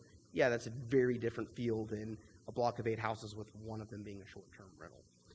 They also had a lot more of the kind of party house style things as opposed to folks, you know, families renting them as opposed to renting multiple rooms in a hotel or things like that. In Fredericksburg, they have taken a different approach. They understand this, they embrace their tourism portion, but they need to regulate it at the concerns of residents as well. And the residents and the staff has explained to me that as I talk to them, a lot of the same similar concerns that we get for high-density housing and this kind of thing in our city are what they have to deal with as well. Noise, parking, you know, trash and garbage is a big one, especially when they have multiple of these units on the same street, making sure that stuff gets out, those kinds of things. So in Fredericksburg, you also have to have a permit. They also do a very similar yearly life safety check. Also included in your packet were some applications and ordinances from these places, and so you probably saw they've got kind of a checklist of things that they're looking at, which again is that generic items. Are you kind of up to code? Are you, you know, carbon monoxide detectors, evacuation plans, those kinds of things. They're allowed in almost every residential zoning district. The residential zoning districts they're not allowed in are their very small lot residential zoning districts. They're attached townhomes, and I think they're manufactured home park. My memory serves me. So things that you traditionally don't want necessarily a lot of extra traffic, a lot of extra people, because they're typically smaller units to begin with. They even have a requirement that allows them to, you either rent the entire property, or if you're owner-occupied, you can rent individual rooms. They also embrace on lots that are 10,000 square feet and larger, which is just a hair larger than our R1s that are 9,600. They allow accessory dwelling units, so basically guest houses to be built specifically for short-term rentals. So you can use that, and you can owner-occupy and rent those out. As I spoke with the folks in Fredericksburg, they did mention, as I asked them the question about our individual room renting, which I'm sure is going to come up in the discussion of renting the whole premise versus renting individual rooms, that for the most part they didn't deal with a bunch of people that rented individual rooms, except for the more stylized bed and breakfast style short-term rentals, because they do have to be owner-occupied. But they kind of just expressed that in this kind of field, folks typically want their privacy, and they don't want to just kind of have a room in a house. You know, they're looking at renting the whole place, and they have their family come, or family and a couple friends, you know, as they work through this. The other thing that I've seen as we go through this is some places have instituted occupancy caps on these that they issue out when they issue the permit to say, this is the max number of people that can be in this based on design sleeping area and kind of evaluation of that plan, so that they don't get the person who's like, oh, me and my family of 4 are renting this, and then we're also inviting these other, you know, 10 people to come with us and all live in this house and cram in tight. So they do have occupancy loads, and they do monitor and regulate that. And then lastly, they also have that same requirement about the designation of somebody who can be reached 24 hours. And also included in this is, as people violate these provisions, they have different ways of dealing with that, which can result in suspension or revoking of those permits for multiple violations or egregious violations. But for the most part, kind of the response that I've received from staff on some of this is that they actually find that these properties typically are a little easier to be upkept, because one of the big things, especially on short-term rentals, is that the reviews that are left are extremely impactful in that business. And so people want to have nice interiors, they want to have nice exteriors, so that they're staying at a nice place and not someplace that's junky. And so staff has actually found that, aside from the occasional trash not being taken out or, you know, being let to the curb and things like that, for the most part, they don't have a big problem with a lot of these. They also have some nuance items here and there about having kind of parties or special events, and there's only certain designations in certain areas that those are allowed. And so what they're actually getting is not somebody renting it for the bachelor party, if you will, but more so renting it as an alternative to renting a hotel or motel or multiple rooms, which works great for families. So, approximate number of short-term rentals to put this into scale and perspective for y'all. So Fredericksburg quoted me at having about 660 to 725. They say it fluctuates. Some come off the market, some new ones come back on, but that's kind of what they're dealing with. New Braunfels actually paid to have a study done. I know Fredericksburg did as well, especially if y'all sat through the commissioners that went to APA last year. Fredericksburg was one of the ones that was highlighted in the short-term rental presentation that was done at the Texas conference. And so they had a similar study done, but they paid a consultant to come in to figure out exactly how many they had. New Braunfels just wrapped that process up, and the number they quoted me was approximately 580. Fredericksburg has 660 to 725 of these properties, but in New Braunfels, they only have 69 of them permitted. They did that study to really kind of start doing some outreach to get these things permitted to get a little bit better handle. And so in Schertz, what I did is I went to 5 or 6 of the biggest websites that I could find, VBRO, HomeAway, Airbnb, kind of Google searched a couple others that were a little less known, and then kind of sifted through it, because one of the things that you'll find on these websites that makes this very difficult is there are no addresses provided. You don't get an address till you book the lodging. And so they'll show a general area, but it's not that specific point on the map. Point in case, one of the ones I saw was 2 or 3 rooms for rent out of a house, and it showed in like 3 different sections of a subdivision. And as you start looking through the pictures, you're like, that's the same living room. That's the same houseplant in the same corner. Those kinds of things, you kind of put it together. And so when I distilled that down across all of the websites, in the entire city of Schertz, with our population of 40,000, we have 18 to 22 short-term rentals that I can find. So again, several hundred in the other municipalities that have ordinances and have decided to regulate this. So where am I going with that?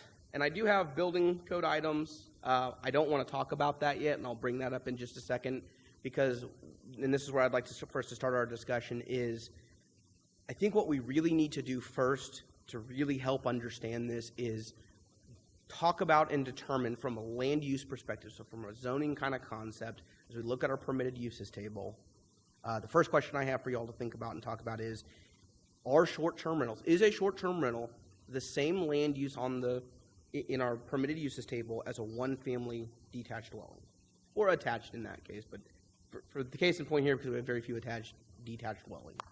And then the same thing for the pit pad, because I can let y'all know what building code has. It's not particularly clear in a number of places, depending on how you choose to interpret it, especially on this smaller scale related to boarding houses or dormitories, which is typically what we're looking at as it gets bigger. But when you think of a dorm, we're thinking college dorms or fraternity houses, dozens of people or hundreds of people, and that's completely different scale than what we're looking at on this lower level. And so what I'd like for us to start talking about before we get into that is, first, a short-term rental, is it functionally the same? And I'll give you all a couple other items and let you all respond to it. Is, while we will say that, and we heard from Mr. Sullivan earlier in his opinion of short-term rentals being a commercial business, I'm not going to argue that, somebody who owns it is doing that for money, but I will also push back to you that anyone who owns a home that rents it to someone else is doing it for a commercial business. Whether they're choosing to invest in the property from appreciated property gains later on in the future from long-term holdings, or the disposable income that rentals hold, that's a way of investing money. That's a choice that people make. And so I would caution you all just to say, just because it's rented, maybe even on a short term, it's not the same use as a family, because a family lives here, and that's a different thing. I'll also encourage you all to think through, what does that really mean? So a great example of this is, if Nick owns a store that sells electronic parts, like a Radio Shack kind of thing, and I own a clothing store, we're very different. We can sell completely different merchandise to completely different people, completely different user groups. But our code is going to define us as the same thing. We're both going to be considered retail stores and shops. But we don't even sell the same thing, or even have the same hours, and we can be completely different, but that's how it's classified. And so I encourage y'all to think through what that definition is as we have this conversation of, what is a one-family dwelling, how do we treat that, and not necessarily get too locked into, well, a family is, a husband and wife and 2.5 children, or 2.25 children, whatever we're determining now, or more politically correct, 2 parental units, and then 2 dependents, or 2.25 dependents. is that a family? Because even the way our definition defines family is 2 or more people. I live with me and my lovely, cute puppy dog. Am I a family? Because I am just one person. And so kind of think through that as we have this conversation. I hope let's have kind of an organic discussion. It's, if I may, Mr. Chairman, it's really a squishy concept. Because what about the bachelor or the bachelorette that chooses to buy a house and they live there by themselves? Yep. I think it goes beyond the family. I was sitting here thinking about someone that buys a house or rents a house and then sublets to 1 or 2 people to live with them so they can afford the rental payment. How is that different? And the one that's really out there, call San Marcos and ask them about fraternity and sorority houses. That's a curiosity question. How do they work those? Yeah. And I will let you know, we do have, ironically, fraternity house. I'm trying to remember exactly how it's defined. But basically, fraternity sorority house is a named item in our permitted uses table.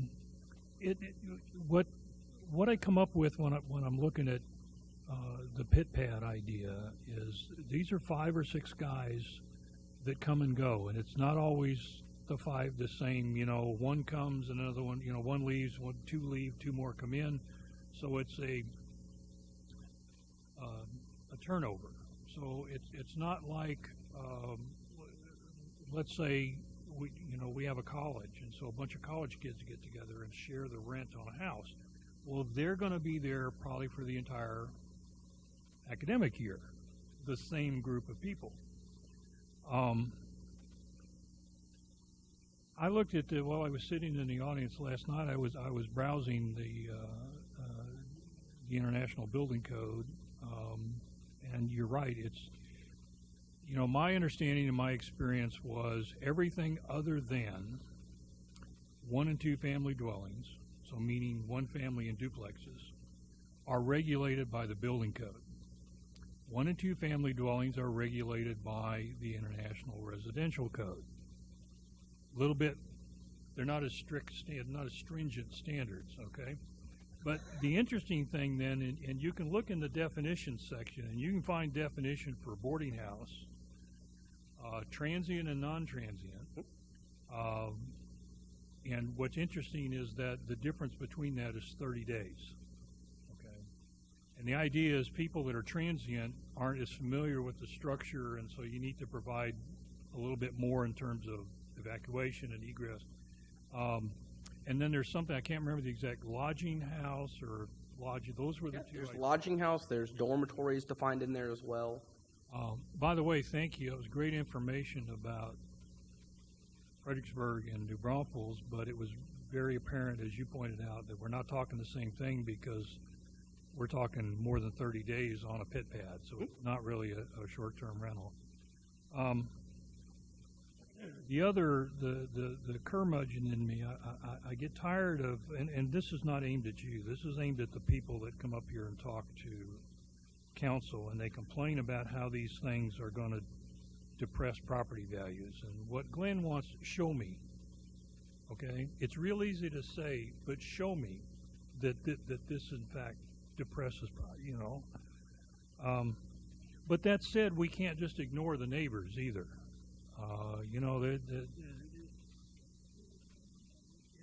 Some of these things, but I was talking with somebody else after the meeting last night, and while it is a little bit different, the whole pit pad thing is a little bit different.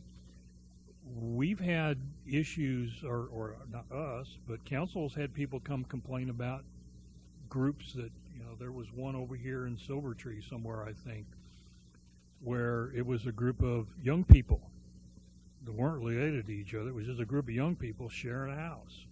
And they were causing all kinds of grief for the neighbors. Parking, loud music, parties.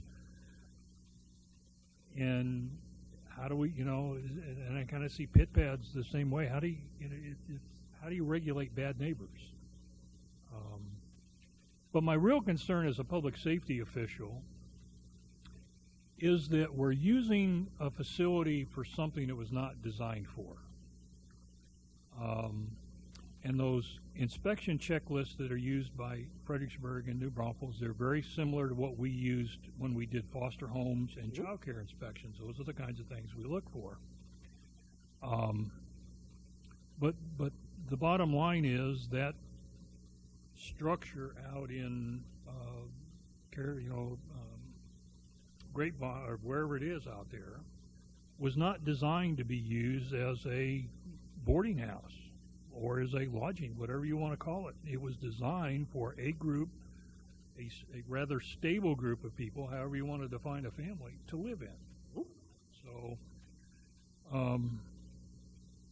but again, you're talking about 5 or 6 people. Does it really need to be designed like a hotel?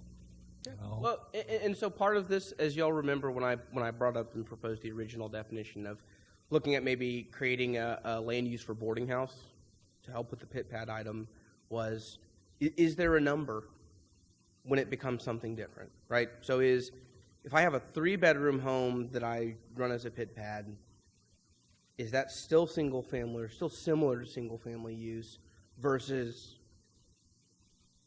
8, 9, 10? Because I'll agree there is a difference. There's a perception difference in what that means, right? Well, and you see a lot of that in the code requirements. Absolutely. There are numbers, 6 or fewer, some of them 10 or fewer. There's 16 or more. That's why, as a fire marshal and a fire inspector, the answer to anybody's question about code was always, it depends. Yep. There's just so many variables out there. But I was a absentee landlord at one point in time. When I was reassigned from Omaha, Nebraska to the Pentagon, we couldn't sell the house, turned it into a rental property. Now, and that's why I rented it, because I couldn't sell it. And now it was, what was that? It was 8 years later, we finally sold it as soon as I could. So, there are things like that out there too, especially in the military where you get moved around a lot.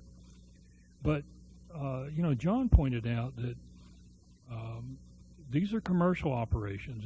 To me, it's not me living in my house by myself, and I've got 2 empty rooms, so I rent them out to college students, or I rent them out to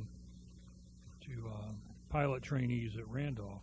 To me, that's different than taking a property and specifically marketing it as a multi-room rental. That's a commercial use of a residential property that was never intended. It's not zoned for commercial use. It's not built for commercial use. But again, then there's the other side. Have we had any life safety issues? See, I'd like to see, in early on in the discussions about this whole pit pad thing, it was mentioned that we already have a noise ordinance. We have a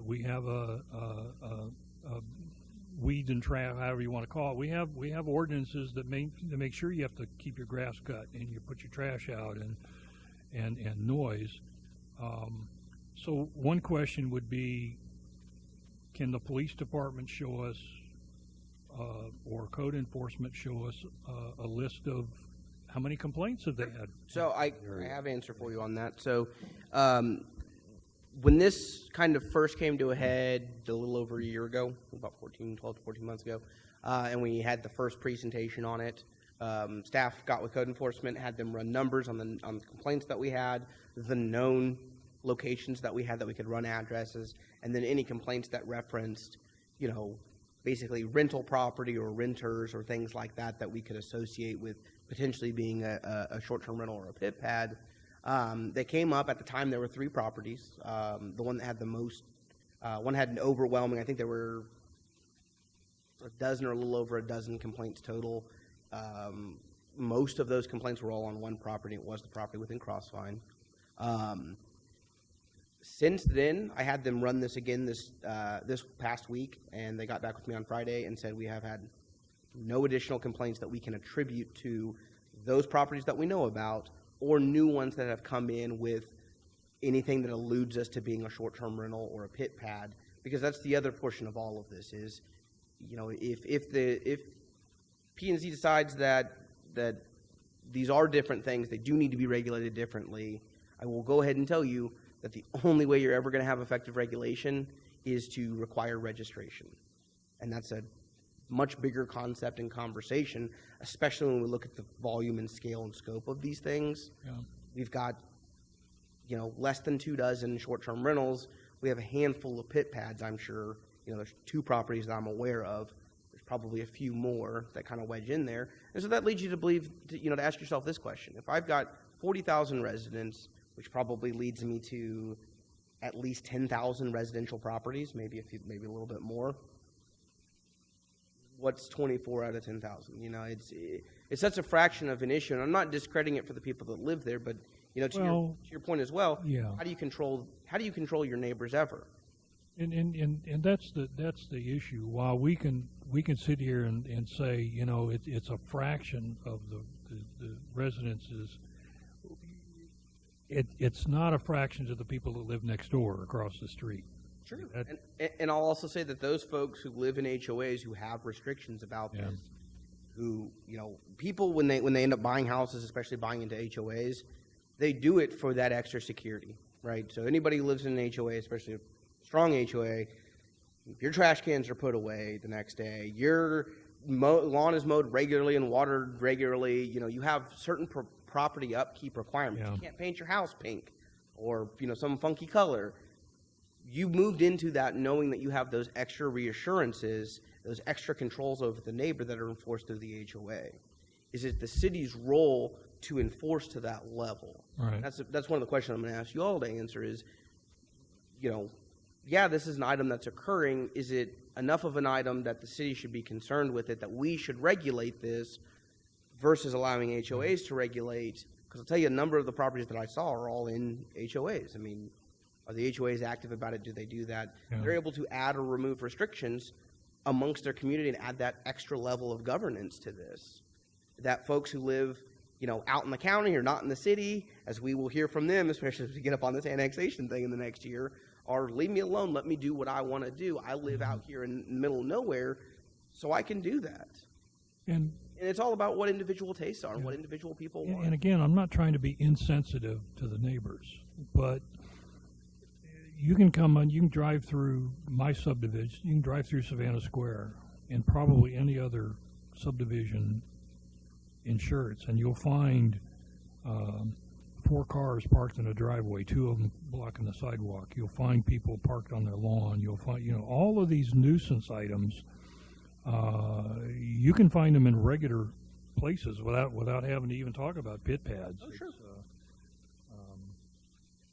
You know, and different, you know, another great example of this is different HOAs have different requirements. So there's not a city regulation that I know of that prohibits you from parking an RV in your driveway.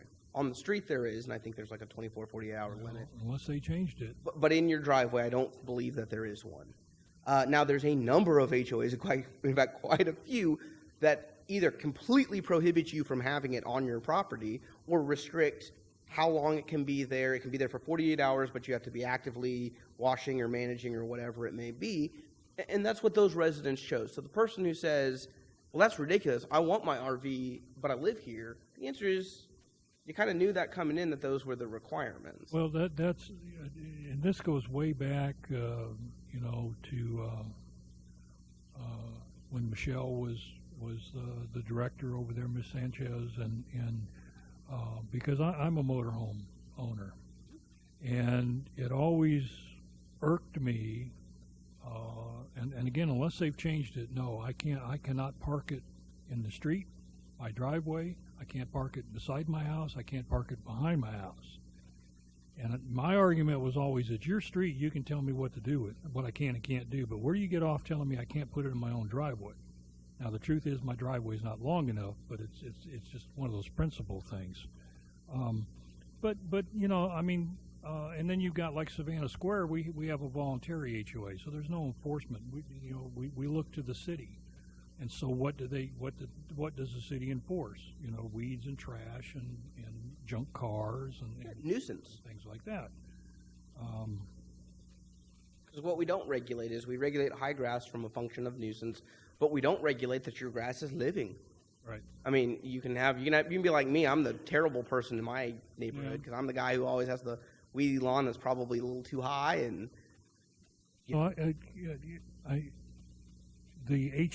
hotel occupancy tax is not applicable to a pit pad. Right. And that why? Because it's a 30 because days. it's a rental that is greater than 30 days. 30 days. Okay.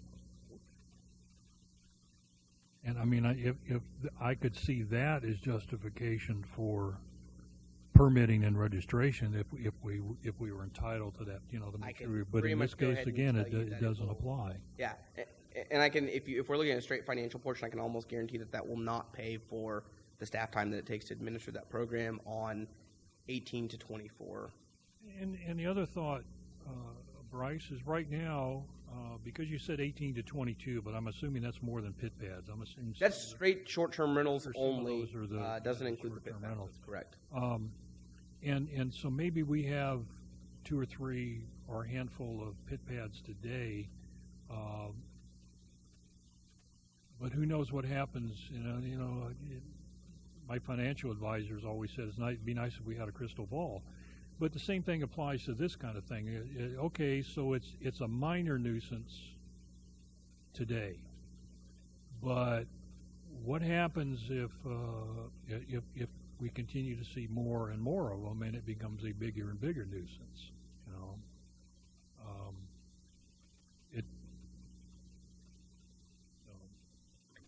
I mean, I'd like to see them be, again, from the public safety standpoint, I'd like to see them treated more like a transient where you post evacuation signs and you have to, have a fire extinguisher and same kinds of things we were doing for foster care and that's the whole rationale, I think, in the codes where they differentiate the transient from the permanent at 30 days. Is the whole idea is, if you're there long enough, you're familiar, you know where the doors are, you know where the window, you know where all that stuff is, versus the guy that's only there for a couple of days. So they look for a little more protection for that transient one. But again, short of having any documented issues with that kind of thing. But, again, guy buys a house and rents out the 5 rooms to 5 guys, and we don't charge him anything. But the family that wants to foster a child or two, we charge them $250 for a permit. Go to the state. That charge is not, that's a city thing. Yeah. Well, they're licensed to the state as well, if I remember correctly, on foster care and even at-home daycares. I mean, I used to do those inspections for free, just like I do. I would come inspect anybody's home.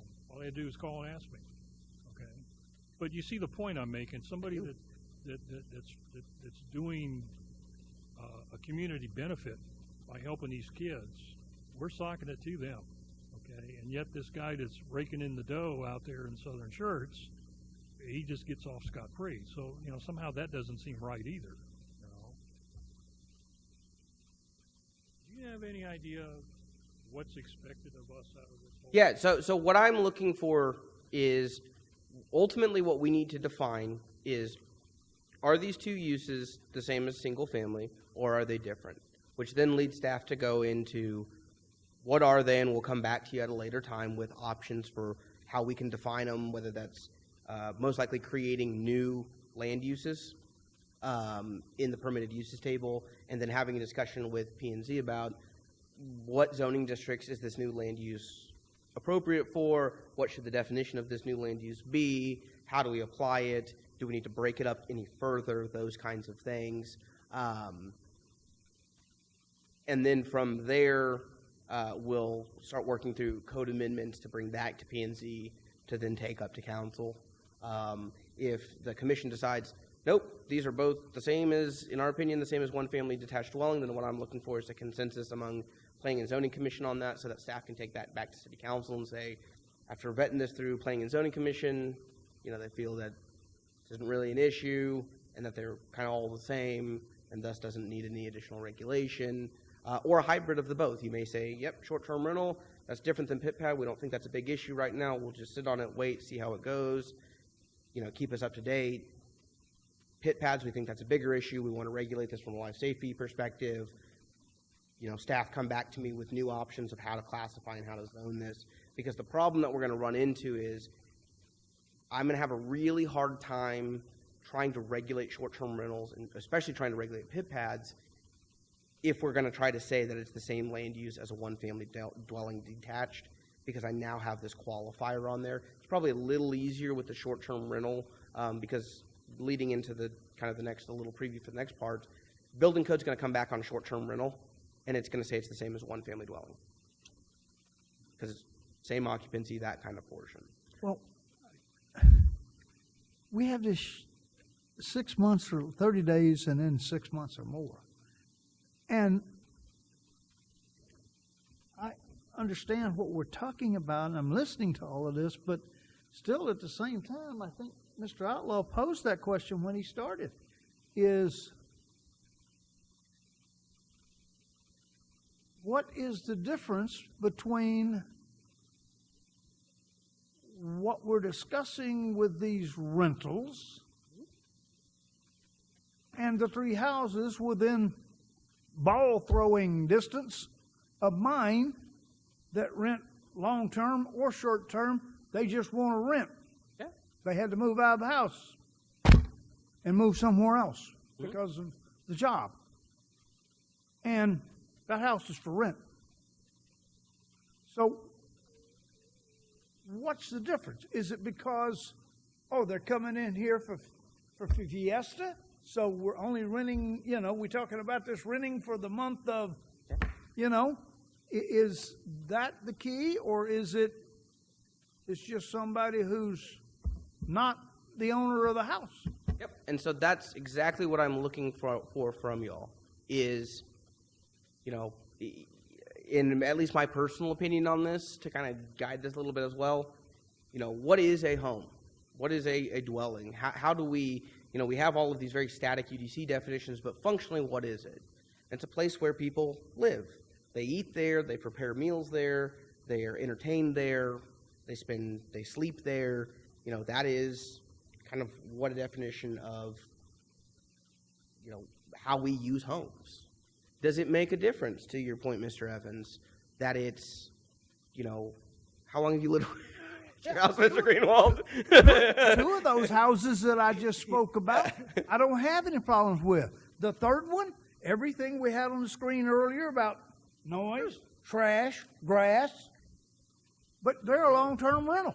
Exactly. Or even the person who buys the home next to you, and they decide to throw big family barbecues every single weekend, and they're up till, 2 o'clock in the morning drinking, throwing beer cans over the fence.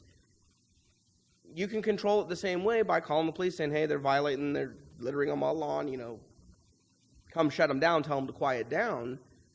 And then you have to ask yourself, do we have those issues? And to an extent, I'm not discrediting the citizens' concerns on what those items are, but what you're not seeing in there is late night noise complaints, a lot of things like that we've been able to document and see. And we haven't run the police reports on those addresses to see how many calls there have been and things like that as well. But I would imagine that it's probably not nearly as much as we think. Most of the pilots that are here they're not here on vacation, I can tell you that, for at least the pit pads. And so they're having to report to work Monday through Friday, doing training, getting to bed at a reasonable time. I'm sure training starts early. Yeah. Getting up, got to be fresh, especially when you're learning new things and flying an airplane. I mean, got a number of former pilots and current pilots. The problem is they're pilots, and we all know the Hollywood profile of a fighter pilot. Okay, but anyway, I'll jump in here and I'll tell you my personal feeling is that neither one of these, neither short-term rentals nor pit pads, are the same land use as a one-family dwelling. Okay. Now, I've done a lot of talking. I'd like to. Yeah. Well, I think it's very obvious we're not going to have the people rushing here to jump in Cibolo Creek like they do up at Canyon Lake. So I think our influx of people wanting party space is going to be limited. Unless you go to Richard's house. Anyway, I think it's very obvious when you look at New Braunfels, where they thought they were at 69 and they're at 800, it got away from them. Absolutely. I don't want to see it get away from us. I think we need to set some rules and enforce them. I don't want to see us setting up a whole bunch of rules like we've already got, and half of them that nobody enforces. But in the flip side of that as well is, what is it that draws these things, right? So the common one that we probably think of why somebody's renting a house is, oh, a party house, right? Bachelor party or graduation party or all this stuff. Not really all of it. So I will say that I have definitely rented one. When my brother got married, we rented a house, a vacation rental down in Kemah, Texas. Loaded it full with a whole bunch of people. Big party. However, I'll also tell you the location of that was directly next to the Kemah Boardwalk, and the roller coaster that was there, and all of the houses on that block, there are no permanent residents, because every time that roller coaster does a cycle, you can hear it inside in every single room. And so it's not a great place to live, right on the water, great vacation spot. And it fit our needs. Now, I've also rented a house with my parents, my brother and his wife, because we were going to a wedding. And it was more convenient than us renting 3 hotel rooms and dealing with that, to just have one place. I don't know that we even ever went outside. There was a whole lot of drinking going on, especially, at the house. It was just significantly more convenient. And think about anybody who's got big families, multiple children. Even a hotel room with double beds not really going to get you there. And do you want to split multiple hotel rooms? It gives everybody another option. And I'd like to think, from what I've seen and kind of the feel that I'm getting on this from doing the research, that probably a lot of those rentals that we have, at least for the short term, are the latter and not the former. I mean, think about the neighborhoods that y'all live in.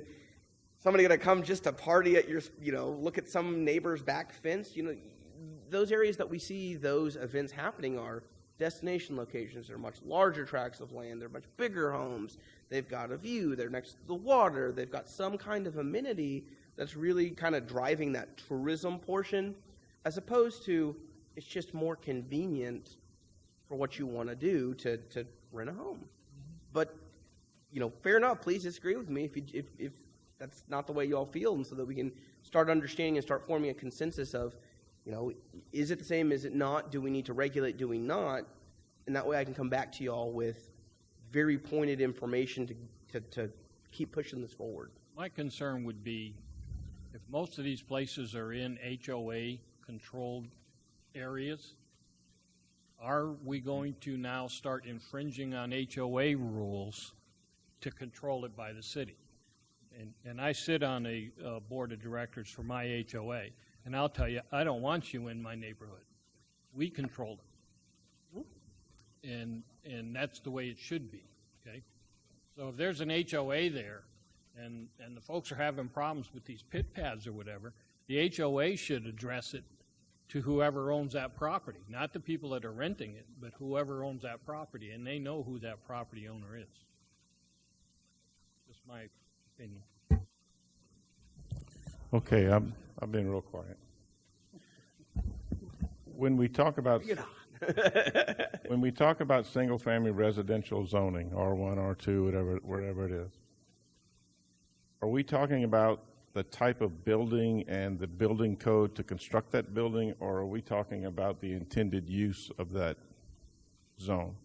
So in this specific question, we are talking about land use only. So a house in a single-family residential zone being used as a business boarding house, is that a violation of single-family residential? That's the question I'm asking you. I would say yes. So how do we code that in our code? Yeah, so- How do we do that? Sure. So I would say it's a simple misreputation, misuse of a single-family residential zone. Is it?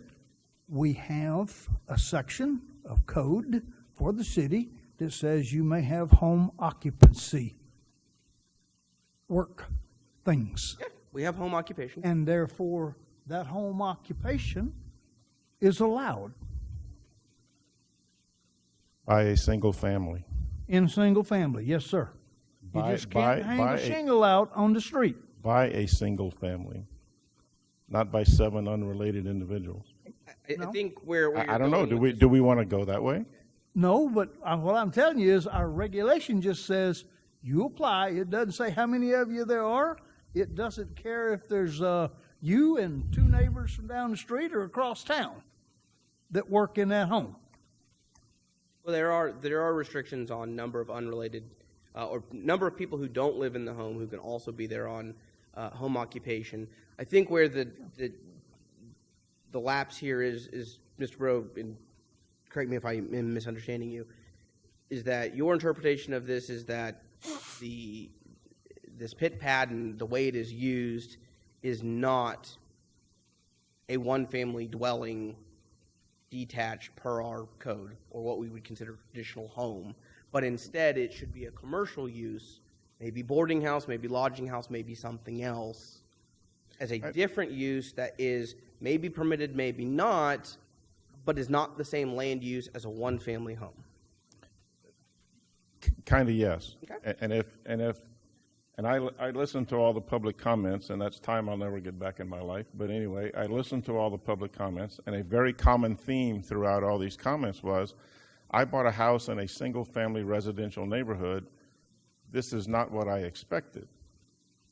So we can either brush it aside and say, well, you know, it's a house. They can use it however they want, or we can address the public's comments and concerns and go, okay, well, maybe we need to apply more definition, maybe we need to expand it, maybe we need to do something, and I think the discussion is warranted as to what is a single-family residential community supposed to be. What is it supposed to be?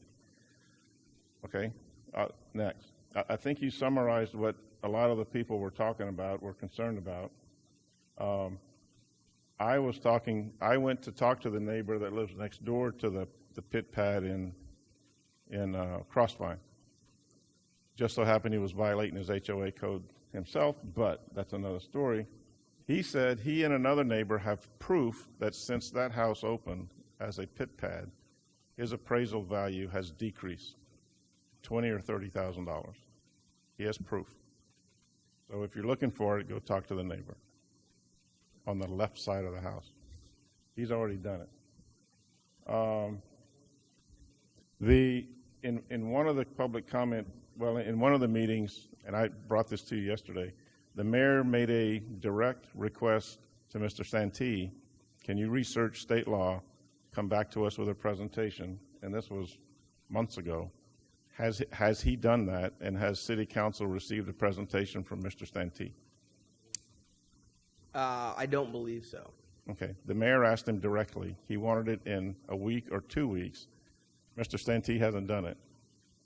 I don't remember. They may have had a closed session. Can you find out for us? And if he's briefed them, I think since this is pushed down to our lap, we need the same briefing. So here is what I'll also encourage you in all of this, because, you know, to be very frank here, this is a very difficult conversation, right? And no one up on the dais right now, and don't blame me on it, is wanting to take a strong position one way or another. Don't blame you for that. There's not going to be an easy answer, because at the end of the day, even on the law portions of this, there's a number of things that we can do or can't do, and I would rather us start with the conversation of, what do you want to do? I want to gather information, and if Mr. Santee has information as to what state law governs all this, Sure. I'd like him to present it to us. And I can tell you state law is constantly shifting on this as well. Sure, because of this course is it a hot is. topic that is being defined both in case law as well as legislation that's proposed. But it only happens every 2 years, so. Sure, and there's items that are in I'm sure he can keep up. There's some House and Senate bills on that portion, but there's also legislation that comes down, or that there's also case law that happens from a number of ordinances being challenged from other cities that helps define some of these things about what you're allowed to do and what you're not allowed to do. And I think what's really important for us to think about is, and I'll mention this also as we get into building code items, is what's appropriate for our community, right? So we're not Fredericksburg, we're not New Braunfels, we're not every other ordinance that I can possibly pull for you on short-term rental and what the state says we can and can't do, right? Because what we are is the city of Schertz and the community of Schertz. And so how do we want to choose to handle this? And you've heard from residents of do not allow it in any neighborhood. That's a possibility. I can write you a code that functionally does that and is still probably compliant with state law, at least for now, by saying, yeah, you're only allowed to do it in commercial districts. Oh, by the way, you can't actually build a traditional home-looking thing in commercial districts, but you could have the use, and that gets us there because it's one of the things state law is going to tell us in zoning is I have to have a zoning district. If you have municipal zoning, I've got to have a place for everything. Now, city council and the city as a whole gets to pick where those places are. Sexually oriented business is a great example. We have an allowance for that in our code. We cannot prevent that in the city. It's defined to M2 heavy industrial zoning district. Now, we've kind of functionally done that, at least for what's available in land at the moment, because the only piece of property that's zoned M2 is the Beck landfill on 78. Can other people zone into M2? Absolutely. If that's what city council wants to do, they're happy to do that. Otherwise, somebody needs to buy a piece of land off the landfill, and they can open their sexually oriented business. You know, so there are ways to functionally have that happen, at least for now, until the state comes down and says potentially, hey, can't regulate this at all, and then everybody's changing their ordinances and finding a different way to handle it. And so what I would encourage us to do is say, what's appropriate? I have to have this use someplace, right? I have to have short-term rentals someplace. Is it right in a residential home? And is it right sometimes but not others? Because we can talk through that as well. Maybe it's right when it's owner-occupied and it's that person who just wants to rent some extra rooms out, even if it's by the weekend. Hey, I love hosting people. I love meeting new people. Come share my home. You know, and that's their ability. And do we think that that's okay? But maybe renting a home as a whole in those residential zoning districts isn't appropriate for our community. I don't know, but y'all have to be the sounding board to advance that discussion. Okay, I wasn't finished. Be careful, you're turning into Brian. Okay. I've been here too long. The person I was talking to in the Crossvine said that someone in Crossvine, whether it was the developer or the home sellers or the HOA, prevented the sale of 2 additional houses in the Crossvine for this purpose. He also said the HOA is fighting this according with their covenants and codes, and due to the legal fees, their HOA dues have gone up and they're going to go up again. And if the lawsuits continue, it may drive them to insolvency. I don't know. I'm talking to the neighbor. So it does have some consequences to our citizens. You know, what happens if you get a big giant lawsuit against your HOA and you can't afford to pay for it? What happens? I don't know. But if we talk to the folks in the Crossvine, it may be getting to that point. I don't know who's in charge of the HOA now. Is it still Chris and his company or somebody else? I don't know. But maybe we can talk to the HOA and find out what the real story is. In my house now, if I want to start making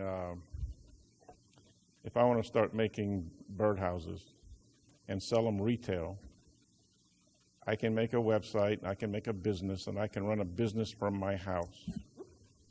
Do I have to register with the city? Yep. Okay.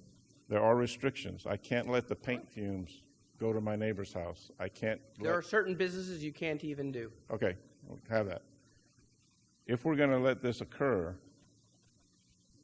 why don't we designate these places as a business and regulate it as a business? Business license, business tax, business inspections, and so forth. And Glenn was talking about, you know, what's the purpose, what's the usage of these buildings? Well, if we're going to have 7 people rotating out of this house on a monthly basis, different people, which is not a family. A family is one set of people. They're there all the time. They have somebody in charge, and they're supervised, hopefully. If we're going to have these people running in and out all the time, and if we decide to register this place as a business, why don't we determine some type of inspection frequency? The city's going to come in and do an inspection for health, safety, and so forth. Yep. And charge them for it. We can do that. $500 per inspection, 4 times a year. Do something like that, and that way we can kind of be sure that the house is not being run down and taken care of. Let's see, and I would not use New Braunfels and Fredericksburg as an example for short term. Yeah, what we're talking about, the house in the Crossvine, it's both a short term, any midterm, and could be a long term rental. It could be all. I'm sure if there's an empty room and I want to give the guy 3 nights money, I'm sure he'll let me stay there for 3 days. So that's a short term. Pitt is a 3-month program, so that's 90 days. So we have to come up with a definition of all these. Mm-hmm. And if we want to look and see if there are other areas where this cities or towns may be impacted, while you were talking, I went to the CrashPad website, and you know, there's 8 in Altus, Oklahoma. There's 5 in Maxwell, Alabama. There's 4 in Little Rock. There's 8 in Converse. So we have other areas where we could get more similar facts and figures if they have any. Maybe they don't. I don't know. Who cares about Altus? No. Who wants to live in Altus? Ironically, the smaller ones do better because when we talk about like Little Rock and things like that, it gets lost in the population. Yeah.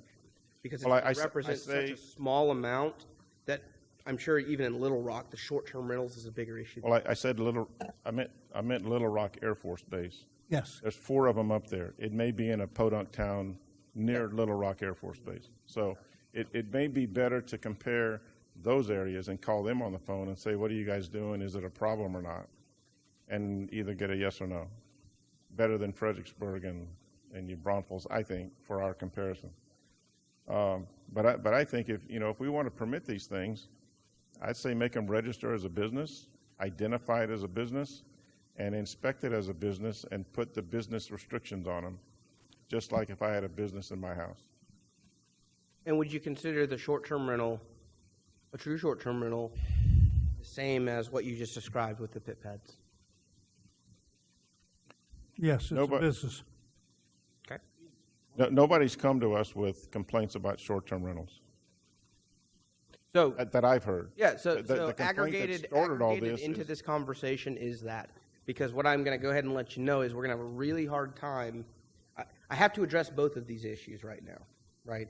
Whether that addressing is, and kind of the general consensus that I'm starting to hear out of y'all is the pit pad item, which is more like a boarding house, is not a single-family dwelling and not a single-family land use and should be a different kind of land use. Whether it's permitted in the same zoning districts or not is a conversation we'll have at another time when I come back to you with some proposals, more research about boarding houses and how they work and some things like that. And so is the short-term rental, do y'all feel the same way on that? And does it make a difference if it's owner-occupied versus renting the entire premise? I think it's pretty easy now to say that if it's not owner-occupied and they're renting part of it, then it falls into the same concept as the pit pad, regardless of if it's only. Why is a short-term rental, what we call a short-term rental, how is that different than a B&B? So a bed and breakfast in the city of Schertz requires it to be owner-occupied. Okay, but you didn't answer. And there's additional requirements about meals being provided, some other things like that, and guest lodging. I mean, we've got short-term, mid-term, and I think you need the third one that says long-term rental. Okay, You need to be able to differentiate between the guy that rents a house for a couple of days or a week versus the pit pad that's 90 days versus the guy like me that rents his house for a year or 2 years or 3 years. So because then you start, you know, we've got to watch this slippery slope because, you know, we're going to single out the pit pads and regulate them, but we're not going to do anything to the short term. Or that's why I think the definitions. But let me ask you a quick question. Yep. Is there more to this tonight than? I've got one other slide on building code. Because I've got something else I want to say, and I'm not sure if this is where I should say it or. Yeah, the next slide I have is just about boarding and lodging house building code life safety items. So a couple of us were at the meeting last night, at the council meeting, and here's where Glenn's going with this. A year or so ago, we did away with fence permits. We did away with shed permits. We did away with, now, why did we do that? Because we didn't have the manpower, okay?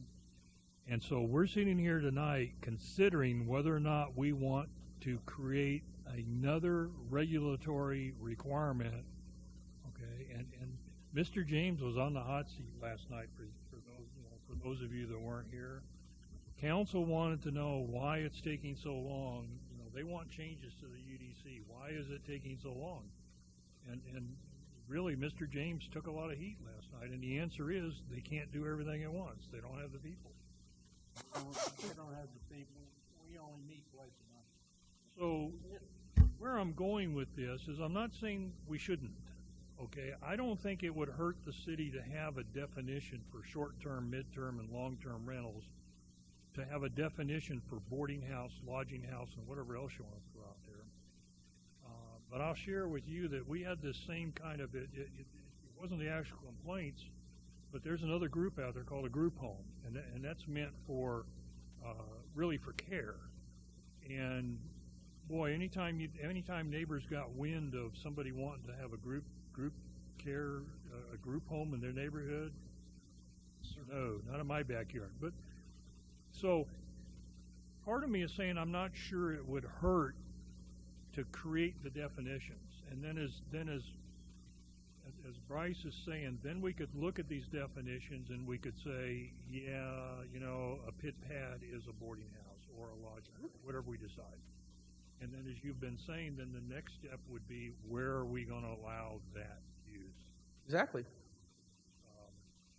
I think I've told him that my answer to these two questions right here are both no. They're not the same use.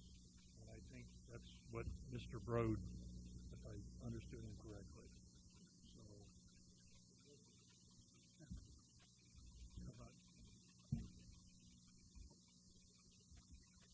So I guess then the only other question, and I'll come back to you on the pit pads one because staff will do some more research and pull you some things together on that. Yes, sir. We keep talking about pit pads. Pit pads is one company. The company that owns the house in Crossvine is crashpad.com. Yeah. So that's crash pads, and they're all over the country. Then we have another company that has pit pads, and they're mostly in Converse.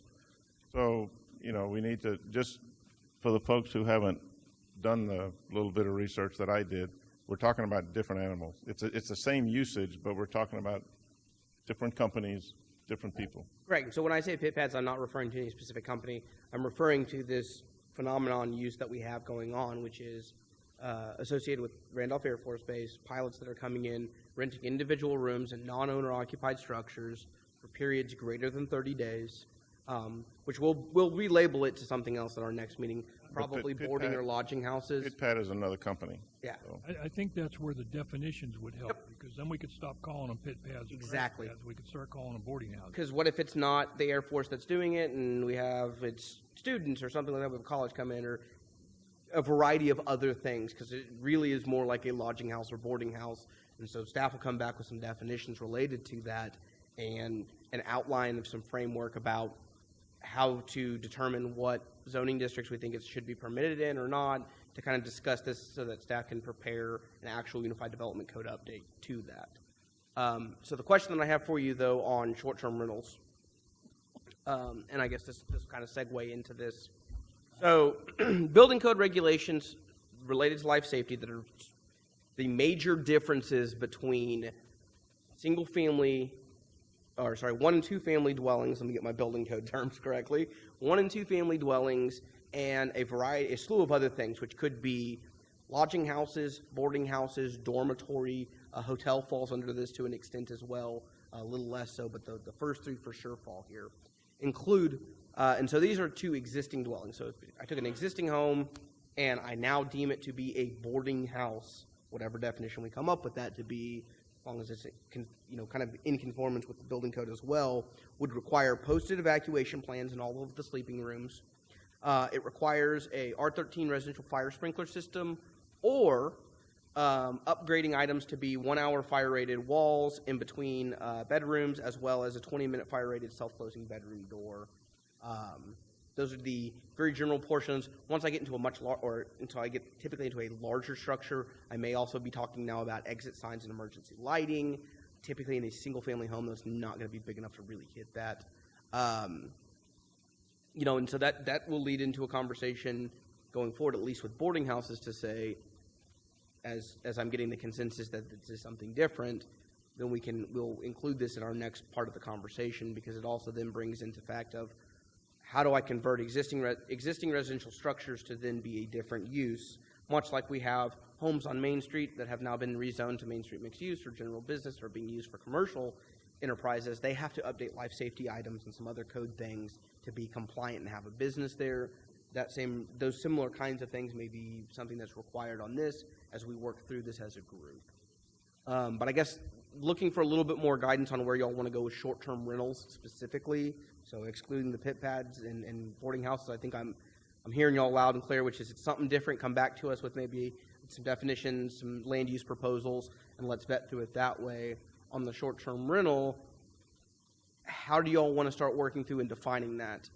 Do we want to define if it's owner-occupied and somebody is renting it on short-term rental?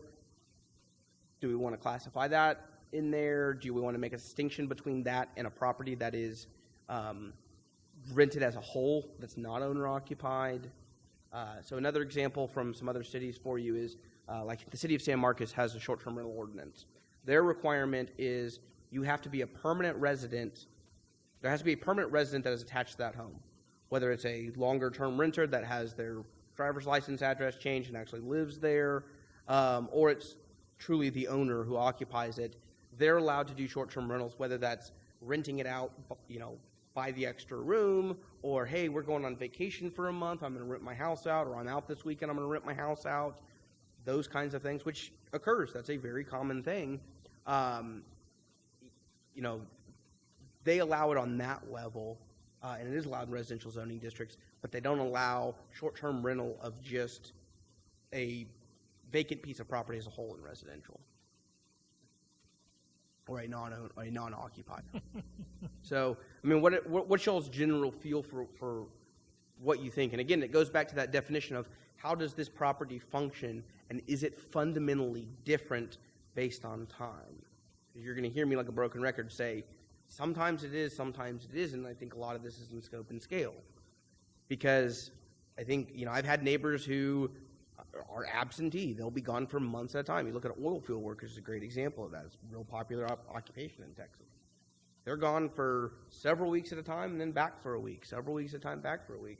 It may seem like the house is vacant. And then other times, there may be several of them who all live together, and there's times where it feels like, whoa, y'all are really staying up late, doing too much work late at night and partying it up, those kinds of things, and causing that same problem. And, how do we want to deal with that, and where do we want to sit on what, the delicate balance between governance and property owner rights, / what abilities we allow them to do, and where does that arm kind of feel? So if I can get some preliminary reactions on that from y'all, that'll help me understand how to frame this up, and so I don't hopefully miss it the next conversation that we have.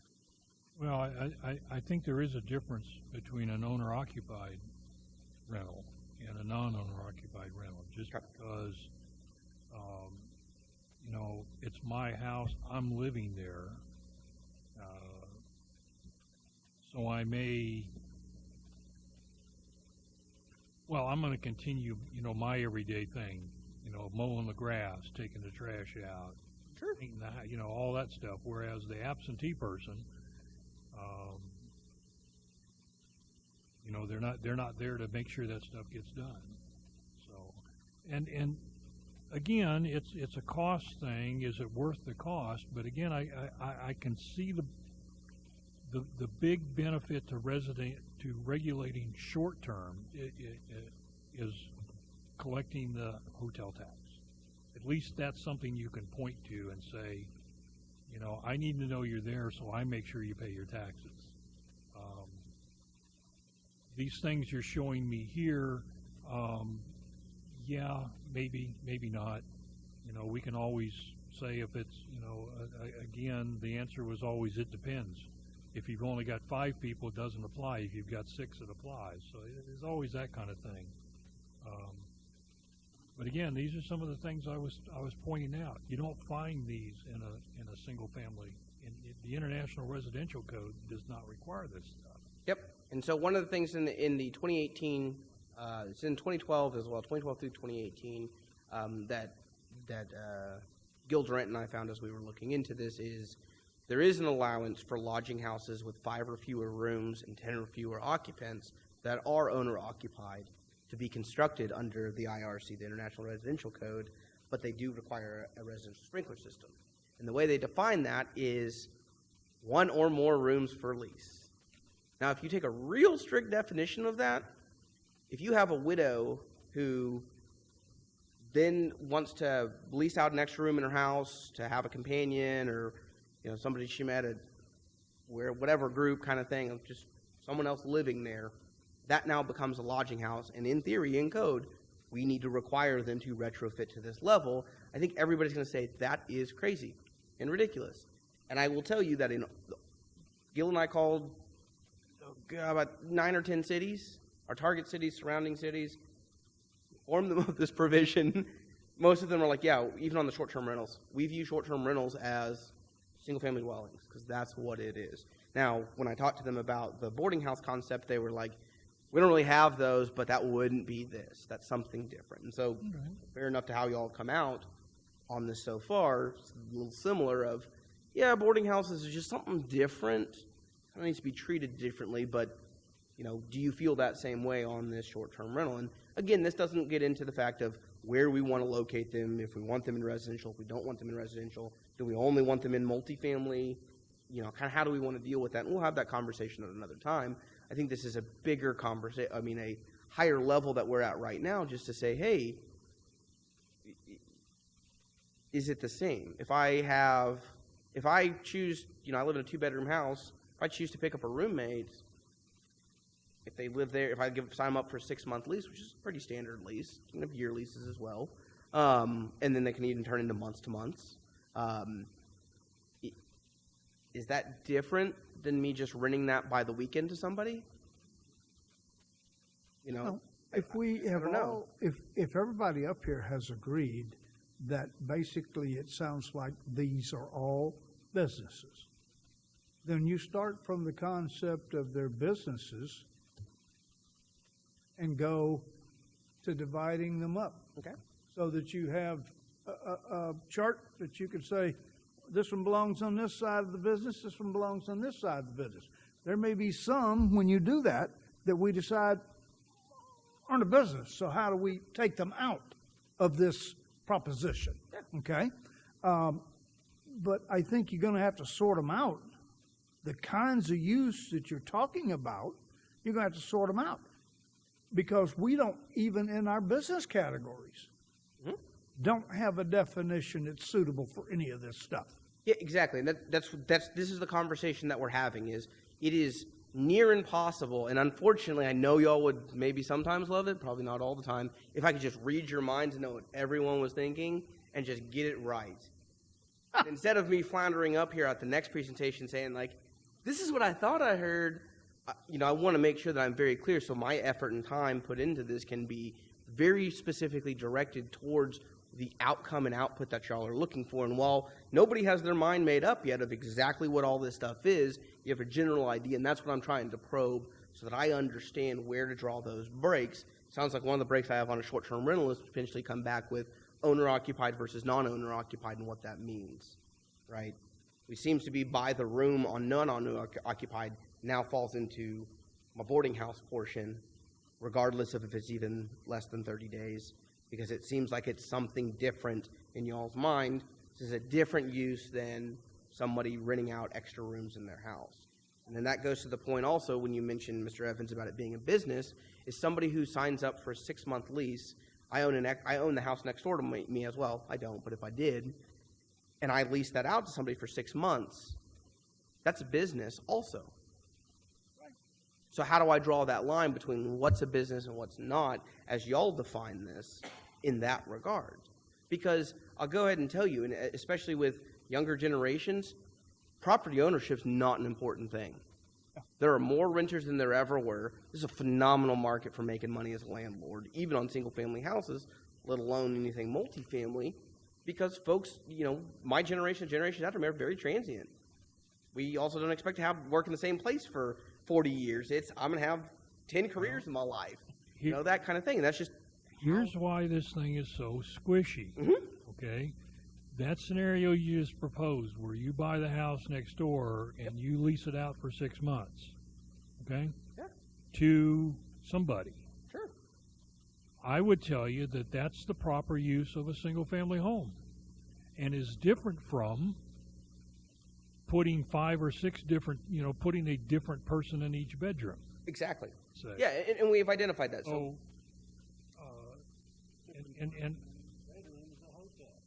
yeah, and so it seems there's a clear consensus among the commission that individual renting of room in non-owner occupied structures is not a residential or single family use, but is probably this boarding or lodging house concept that we're going to come up back to you with.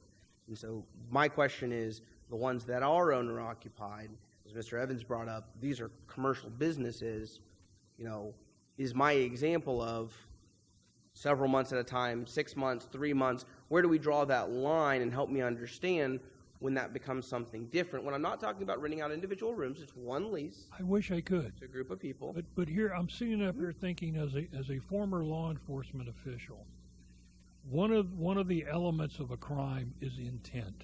Yep. Okay? So, let's look at this whole rental thing, all right? If you're living in your house and you've got an extra room, so you take a roommate, is your intent to make a profit? Absolutely. I wouldn't be so quick to answer that way, okay? You might want help. I will tell you my personal intent. The only reason I'd ever pick up a roommate is to make money. All right, but you see where I'm going with this versus... Exactly. How about... Versus crashpad.com that specifically bought that house for the specific purpose of renting individual rooms. The intent is, now, I will tell you that's not always easy to prove, but you can see where I'm going with this. Yep. The whole why am I doing it? So one is a business, and I would tell you the other one isn't. Well, and it leads you, and the problem is I can't codify intent. And so what I have to do is I have to understand what the parameters of this are. We're not going to make everybody happy. We're going to exclude somebody. We're going to include somebody. It's going to happen. That's what happens with all of our regulations, because we're not perfect. We get the best that we can. But what helps me understand and helps us distill when is this a problem, when is this not a problem, are these conversations, right? Because if we say, to your point, or even a better one, as Lisa and I were joking about the other day, was having a grown child who moves back in after they move out. Maybe they didn't do so great in school, coming back home to live with mom and dad, and maybe mom and dad's answer is, look, if you're going to live here, you're going to pay me rent to live here. And if you want to get really fancy and you maybe don't have the best relationship with your kids, you're going to even do a lease. Here you go. Let's do a lease. Now in theory, I've already violated the building code because I've now leased a room and I'm a lodging house. And it's those things that we're going to all look at this and say, that is the most ridiculous thing, Bryce. You're telling me I need to now put in the residential sprinklers and all this stuff. And the answer is people aren't rationally doing this on that level. Because building code to an extent as well when they formulate that is a group of professionals that do this, and they have to set those arbitrary metrics the same that we do when we look at items and say, at some point in time, we may have a conversation of, yeah, if we do less than 3 bedrooms, this isn't really an issue. We'll call it a single-family home. And if we do more than 3, man, that's a straight-up commercial business, and it does not even have a place in a residential neighborhood. That's what y'all may decide, and we have that great ability to do that and make those distinctions. But it then doesn't tell me, was their intent to do it like this or not, but then provide some of those provisions to help guide staff as we hit those portions to work through that. And you may find in our community, there's more people leasing in owner-occupied to long-term renters than there are to the short-term thing, so I'm not even going to regulate owner-occupied leasing. I'm only going to regulate, if we want to regulate anything, renting of entire properties for less than 30 days in this case, excluding the boarding house concept. And we can write all of that, and that's some of what I'm hearing y'all say as I'm taking notes, so I can come back to you with it. So you do get that list. Well, again, whether or not we decide to regulate it, I think the definitions need to. We need to at least define these different things, and then we can talk about whether or not we want to regulate them. Well, yeah. And it's that, or at the absolute smallest, is an interpretation to put in the code so that we treat everybody the same. So that 18 months from now, when we hit the community, when we hit the lottery in our group pool that we haven't started yet, and Lisa and I and all the planners and Tiffany, we're all out because we hit the Mega Millions. The next people that replace us will be like, oh, look, they wrote us this nice memo about how we're doing this interpretation.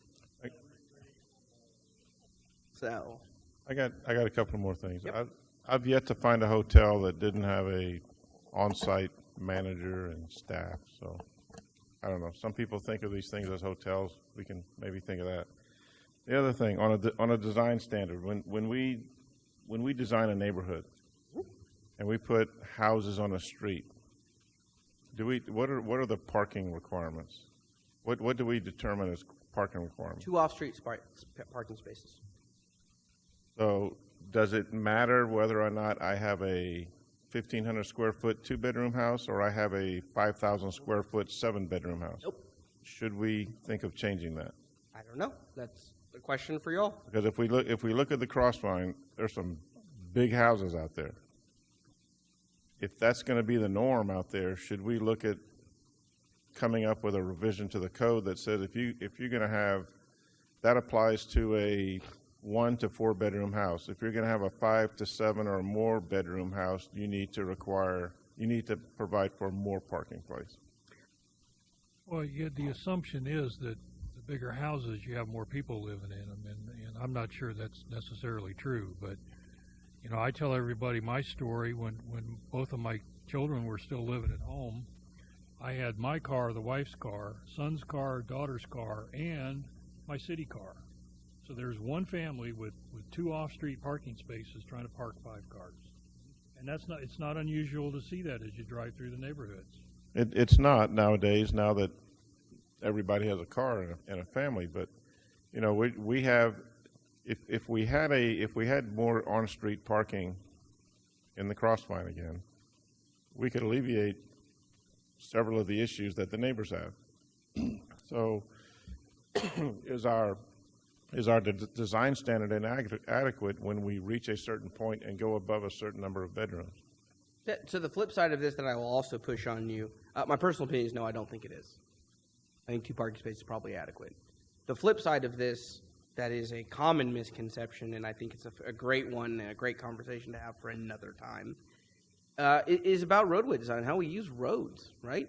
So everybody gets real hot to trot about, oh, you're parking on my street, especially in front of your home, because that's your space for your car, right? No, it's not. I mean, realistically, it's not. You go tell my neighbor across the street that. He didn't even use his driveway. He literally parks his car in front of my house every night. He has a space in front of his. What do I do? Well, there is nobody that goes there. But, I mean, yeah, and that's the thing, and it drives us. And we can all point out examples of where that happens, or that guy who's always parking on the street. But the answer is, if we don't want people parking on the street, then we need to prohibit parking on the street. But that's not what streets are for, because when we also talk about, look at downtown and urban cores, there's tons of parking. I've got one of my best friends lives in Seattle, just moved there recently. Lives in an apartment on the edge of downtown. There's no parking garage, it's an old apartment complex. He is lucky if he gets a space on his block. He oftentimes parks 2 or 3 blocks away. Now, that's a choice he made when he lived there, and he knew that coming in because there wasn't parking. But I think that some of this is our conception of how streets are used and what our space is. And a little bit of it's breaking that mold, right? It's understanding, this is what it was. Until the 1930s, even a little bit before then, we didn't even use streets for cars. They were pedestrian traffic places, and cars had to yield to pedestrians all the time, everywhere. Jaywalking didn't exist until like the late 30s. I mean, look at our history and how this stuff works, but roads have been around for thousands of years. Some of this is our perception, and unfortunately, it's real hard to inform the public of those kinds of things and have them bite off on it. So, How many parking places did you say? 2. 2. 2 parking spaces. Off-street parking does not include garage. And when you start considering the streets, I think we need to start looking at the width of the street, because if you go through Kramer Farms up here at night, 2 cars better not be heading in the opposite directions, because somebody's going to get stuck there. But the question, so the flip side to that, though, is as you make streets wider, we increase speeding. Look at Cover's Cove is a great example of this. It's a 42-foot section of pavement in a residential area. People speed down it constantly. That's one of the ones that we get TSAC. That's one of the ones that has been one of the hottest topics for years, is that road, because it's so wide. Yeah, it's great for fire. You're never going to get bogged down. But now I have speeding. It's this delicate balance of how we use the space. Should we have that ability to regulate it? So, yeah, it is difficult to get through at night because a bunch of people park on it, because there's a bunch of smaller lots, and there's less space between driveways. Is that a bad thing? Maybe. If you're trying to get someplace in a hurry, sure. Okay, But if there's a fire truck running down, so... Have we gotten too far off our subject? Miss Santee hasn't reined us in yet, so I think we're okay. There you go, free reign, right? Yeah, and I think it's all relevant, Ken, because some of the complaints we heard from the neighbors had to do with on-street parking, and that. But again, we all know that's not unique to pit pads. Yeah.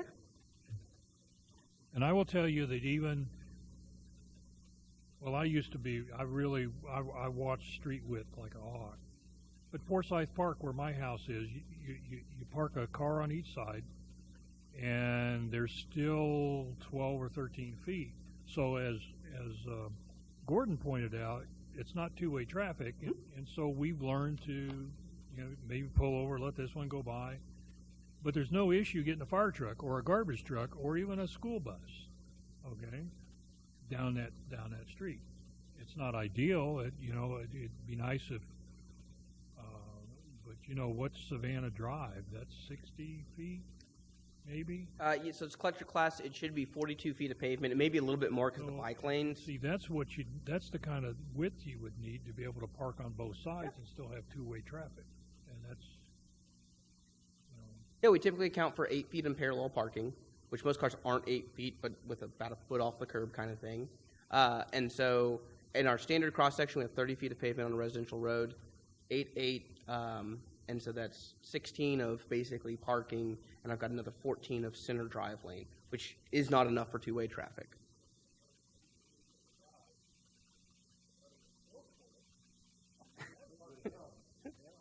But again, that goes into how do you want to use your space? Again, I live by myself. I have a 2-car garage. I have 1 vehicle. Do you know how many vehicles I park in the garage? That's my workshop. What am I going to do? Where do my woodworking projects?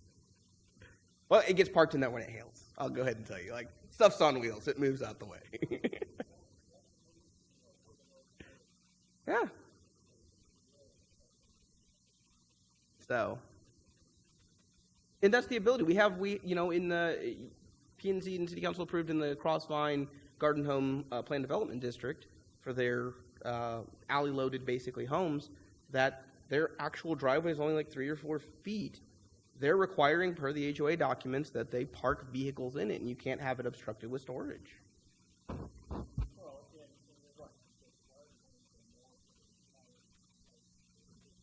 Maybe.